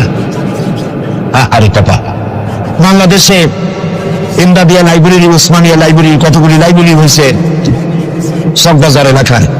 আমি তাদেরকে অনুরোধ করব, আপনারা এই আকামটা কখনো করবেন না। ভালো কাজটা করতেছেন, বইপত্র ছাপেন, কিন্তু কোরআন শরীফের মধ্যে আপনারা তাবিজ ঢুকাইছেন। তাদের লেখা, তাদের ছাপানো কোরআন শরীফের মধ্যে দেখা যায় সূরা ইউসুফের নকশা, সূরা মরিয়মের নকশা, সূরা মায়েদার নকশা, ইয়াসিনের নকশা, এবং লেখা আছে এই নকশা ব্যবহার করলে মাথা ভালো হবে, ওই নকশা ব্যবহার করলে বিয়ে হবে তাড়াতাড়ি, এই নকশা ব্যবহার করলে তাড়াতাড়ি বাচ্চা হবে। কোথায় পেয়েছি? কোরআন শরীফ তাবিজের জন্য নাজিল হয় নাই, বিশ্বাস করুন মুসলমান। সুতরাং নকশা আঁকায়া কোরআন শরীফে ছাপানো আল্লাহর কালামের সাথে বেয়াদবি। যারা এই কাজটি করছেন আমি তাদেরকে অনুরোধ করি, আল্লাহর রাস্তায় এই কাজ বন্ধ করে দিন, আর তওবা করুন। কোথায় পেলেন? সূরার কতগুলি নকশা বানাইছেন, 577, 1372, 1940। এদিকে কেমনে হইল সূরা ফাতিহা? বিসমিল্লাহ বানাইছে 786। এটা তো আপনারা সকলেই জানেন, ঠিক না? বিসমিল্লাহ উদ্দিন লেখে কেনা 786, কপালে যা আছে হোক। প্রিয় ভাই সব, 10 লক্ষ বার যদি 786 লেখেন, একবার বিসমিল্লাহ সমান হবে না। বিসমিল্লাহর মধ্যে 19টা অক্ষর আছে। কয়টা? আর আল্লাহ রাসূল কি বলেছেন? আল্লাহর নবী বলেছেন, কোরআনে কারীমের প্রত্যেকটি অক্ষরে যখন পড়বে বান্দা 10টা করে নেকি হবে। বিসমিল্লাহির রহমানির রহিম পড়েন আমার সাথে, বিসমিল্লাহির রহমানির রহিম। রাসূলুল্লাহর ওয়াদা অনুযায়ী আমার সাথে যখনই পড়লেন বিসমিল্লাহির রহমানির রহিম, একটা অক্ষরে 10, 19টায় 190টি নেকি আমাদের আমলনামায় লেখা হয়ে গেছে। কাজে এই নকশা দিয়ে যারা তাবিজের ব্যবসা করে কিয়ামতে অবশ্যই আসামি হতে হবে। যারা কোরআনকে তাবিজের কাজে ব্যবহার করেছেন আল্লাহর কাছে দায়ী হতেই হবে, কারণ মানুষকে আপনারা বোঝাতে চেষ্টা করেছেন কোরআন তামিজের কিতাব। অথচ কোরআন এসেছিল একটি সমাজ, একটি রাষ্ট্র বিপ্লব করার জন্য। রাসূলুল্লাহ হচ্ছেন পৃথিবীতে সুন্দর, সুখী, সমৃদ্ধশালী আধুনিক রাষ্ট্রের শ্রেষ্ঠ রূপকার। এবং এই কোরআন দিয়ে তিনি এমন এক রাষ্ট্র বিনির্মাণ করেছিলেন যেখানে চুরি ছিল না, ডাকাতি ছিল না, জেনা ছিল না, ব্যভিচার ছিল না, হত্যা ছিল না, ধর্ষণ ছিল না, সন্ত্রাস মুক্ত সমৃদ্ধি একটি সুখী সমাজ তৈরি করেছিলেন নবী করিম সাল্লাল্লাহু আলাইহি ওয়াসাল্লাম। প্রিয় ভাই সব, বড় আফসোস লাগে সেই কোরআনে শুধু চুমাই খাই, বুকি লাগাই, আর এই কোরআন শরীফ নিয়ে আমরা কাজে লাগাইতে পারলাম না। এটা ঠিক কিনা? কোরআনকে কাজে লাগাইতে পারছি? পারি নাই। কোরআন শরীফ খালি ঝুলে ঝুলে পড়ি। দেখেন, রমজান মাসে আমাদের দেশের লোকেরা দেখতে পারে, ভাই তোমার বাড়ি কি হয়েছে জানি না, আমার পুতের বউ 7 খতম, আমার মেয়ে ক্লাস 9-এ পড়ে, ও 3 খতম, ওর মায় 13 খতম, আর আমি নিজে এমনি খতম। আপনি প্রতিযোগিতা করে কোরআন শরীফ খতম করবেন, এই জন্য নাযিল হয়েছে কোরআন শরীফ। আপনি কি বিশ্বাস করেন? কোন সাহাবী সূরা বাকারা শেষ করতে সময় লেগেছে 2 বছর 3 বছর। কেন পড়তে পারতেন না তিনি? সময় লাগলো কেন? এই জন্য সময় লেগেছে, এক একটি আয়াত তারা তেলাওয়াত করেছেন।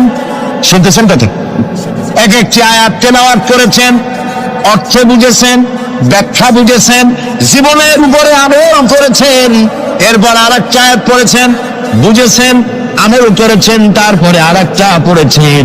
এইরকম করে করে কোরআন তেলাওয়াত করে জীবনের উপরে আমল করার পর সাহাবীরা যখন রাস্তা দিয়ে হাঁটতেন, মানুষেরা দেখতো যেন কোরআন হেঁটে যাচ্ছে। আরে আজ পৃথিবীতে আমরা মায়ের খাবো না কেন? আমি তো বলি বুশের মতো আরো 2-4টা বুশ আসা দরকার। মাইল আমাদের খাওয়াই দরকার। দুনিয়ার সব জাতি চেনা যায়, মুসলমান চেনা যায় না। প্রিয় ভাই সব, নবী করিম সাল্লাল্লাহু আলাইহি ওয়াসাল্লাম এই পরশ পাথর নিয়ে আসলেন। ওমর আসলেন রাসূলকে হত্যা করতে। চিন্তা করেন, নবী হত্যা করতে আসে কত বড় জাহেল সেই ওমর। আর ওমর ছিলেন কি হইলেন বলেন? গিয়ে সোনা ডায়মন্ড হয়ে গেলেন। আল্লাহু আকবার বলেন। আমার রাসূল বললেন, আমার পরে লা নবিয়্যা বা'দি ওয়ালা রাসূলা, আমার পরে নবী হবে না, রাসূলও হবে না। কিন্তু আমার পরে যদি আল্লাহ কাউকে নবী বানাতেন, ওমর অবশ্যই নবী হয়ে যেতেন। আল্লাহু আকবার। প্রিয় ভাই সব, ওমর রে জাহালাত থেকে কয়লার খনি ছিল ওমর, সেখান থেকে ডায়মন্ড বানাই দিল আল্লাহ তাআলা। কি দিয়ে বানাইলেন? কোরআন। আমরা কিন্তু এর কাছেও যাইতে পারলাম না, খালি সুমা দিলাম আর তাবিজ বানাই ডলাই চুলাই দেন। এই কোরআন শরীফ আমরা একটা কাপড় দিয়ে পেঁচাই রাখি। আমাদের ঘরে কাপড় দিয়ে কোরআন অনেকের বাড়িতে পেঁচানো আছে, আছে না? এই কাপড়টা যদি মাটিতে পড়ে যায়, যদি পাও লাগে, তাহলে আমরা আটকে উঠি, ঠিক না? কাপড়টা উঠাই কি করি? সুমা দিই। একটা কাপড় আর তো কিছু না, এখানে তো টেবিলেও কাপড় আছে, আমার পায়ের তলেও কাপড় আছে, আমার পরনেও কাপড় আছে, ঠিক না? আপনাদের আছে না? তো এগুলো পাও লাগবে তো আমি আটকে উঠি না। কোরআন শরীফের সাথে যে কাপড়টা ছিল ওটা পড়ে গেলে পাও লাগলে আটকে উঠি এবং অপরাধ বোধের সৃষ্টি হয়, ঠিক কিনা? কেন হয়? কারণ এই কাপড়টা কোরআনের সাথে কিছুদিন জড়ানো ছিল। কয়েকটা দিন কোরআনের সাথে জড়িয়ে থাকার কারণে একটা কাপড়ের টুকরার ইজ্জত যদি বাড়ে, ইজ্জত যদি বেড়ে গেল, যাদের জন্য কোরআন নাজিল হইল ওদের ইজ্জত বাড়লো না। আমাদের ইজ্জত বাড়ছে। আমাদের ইজ্জত যদি বাড়বে তাহলে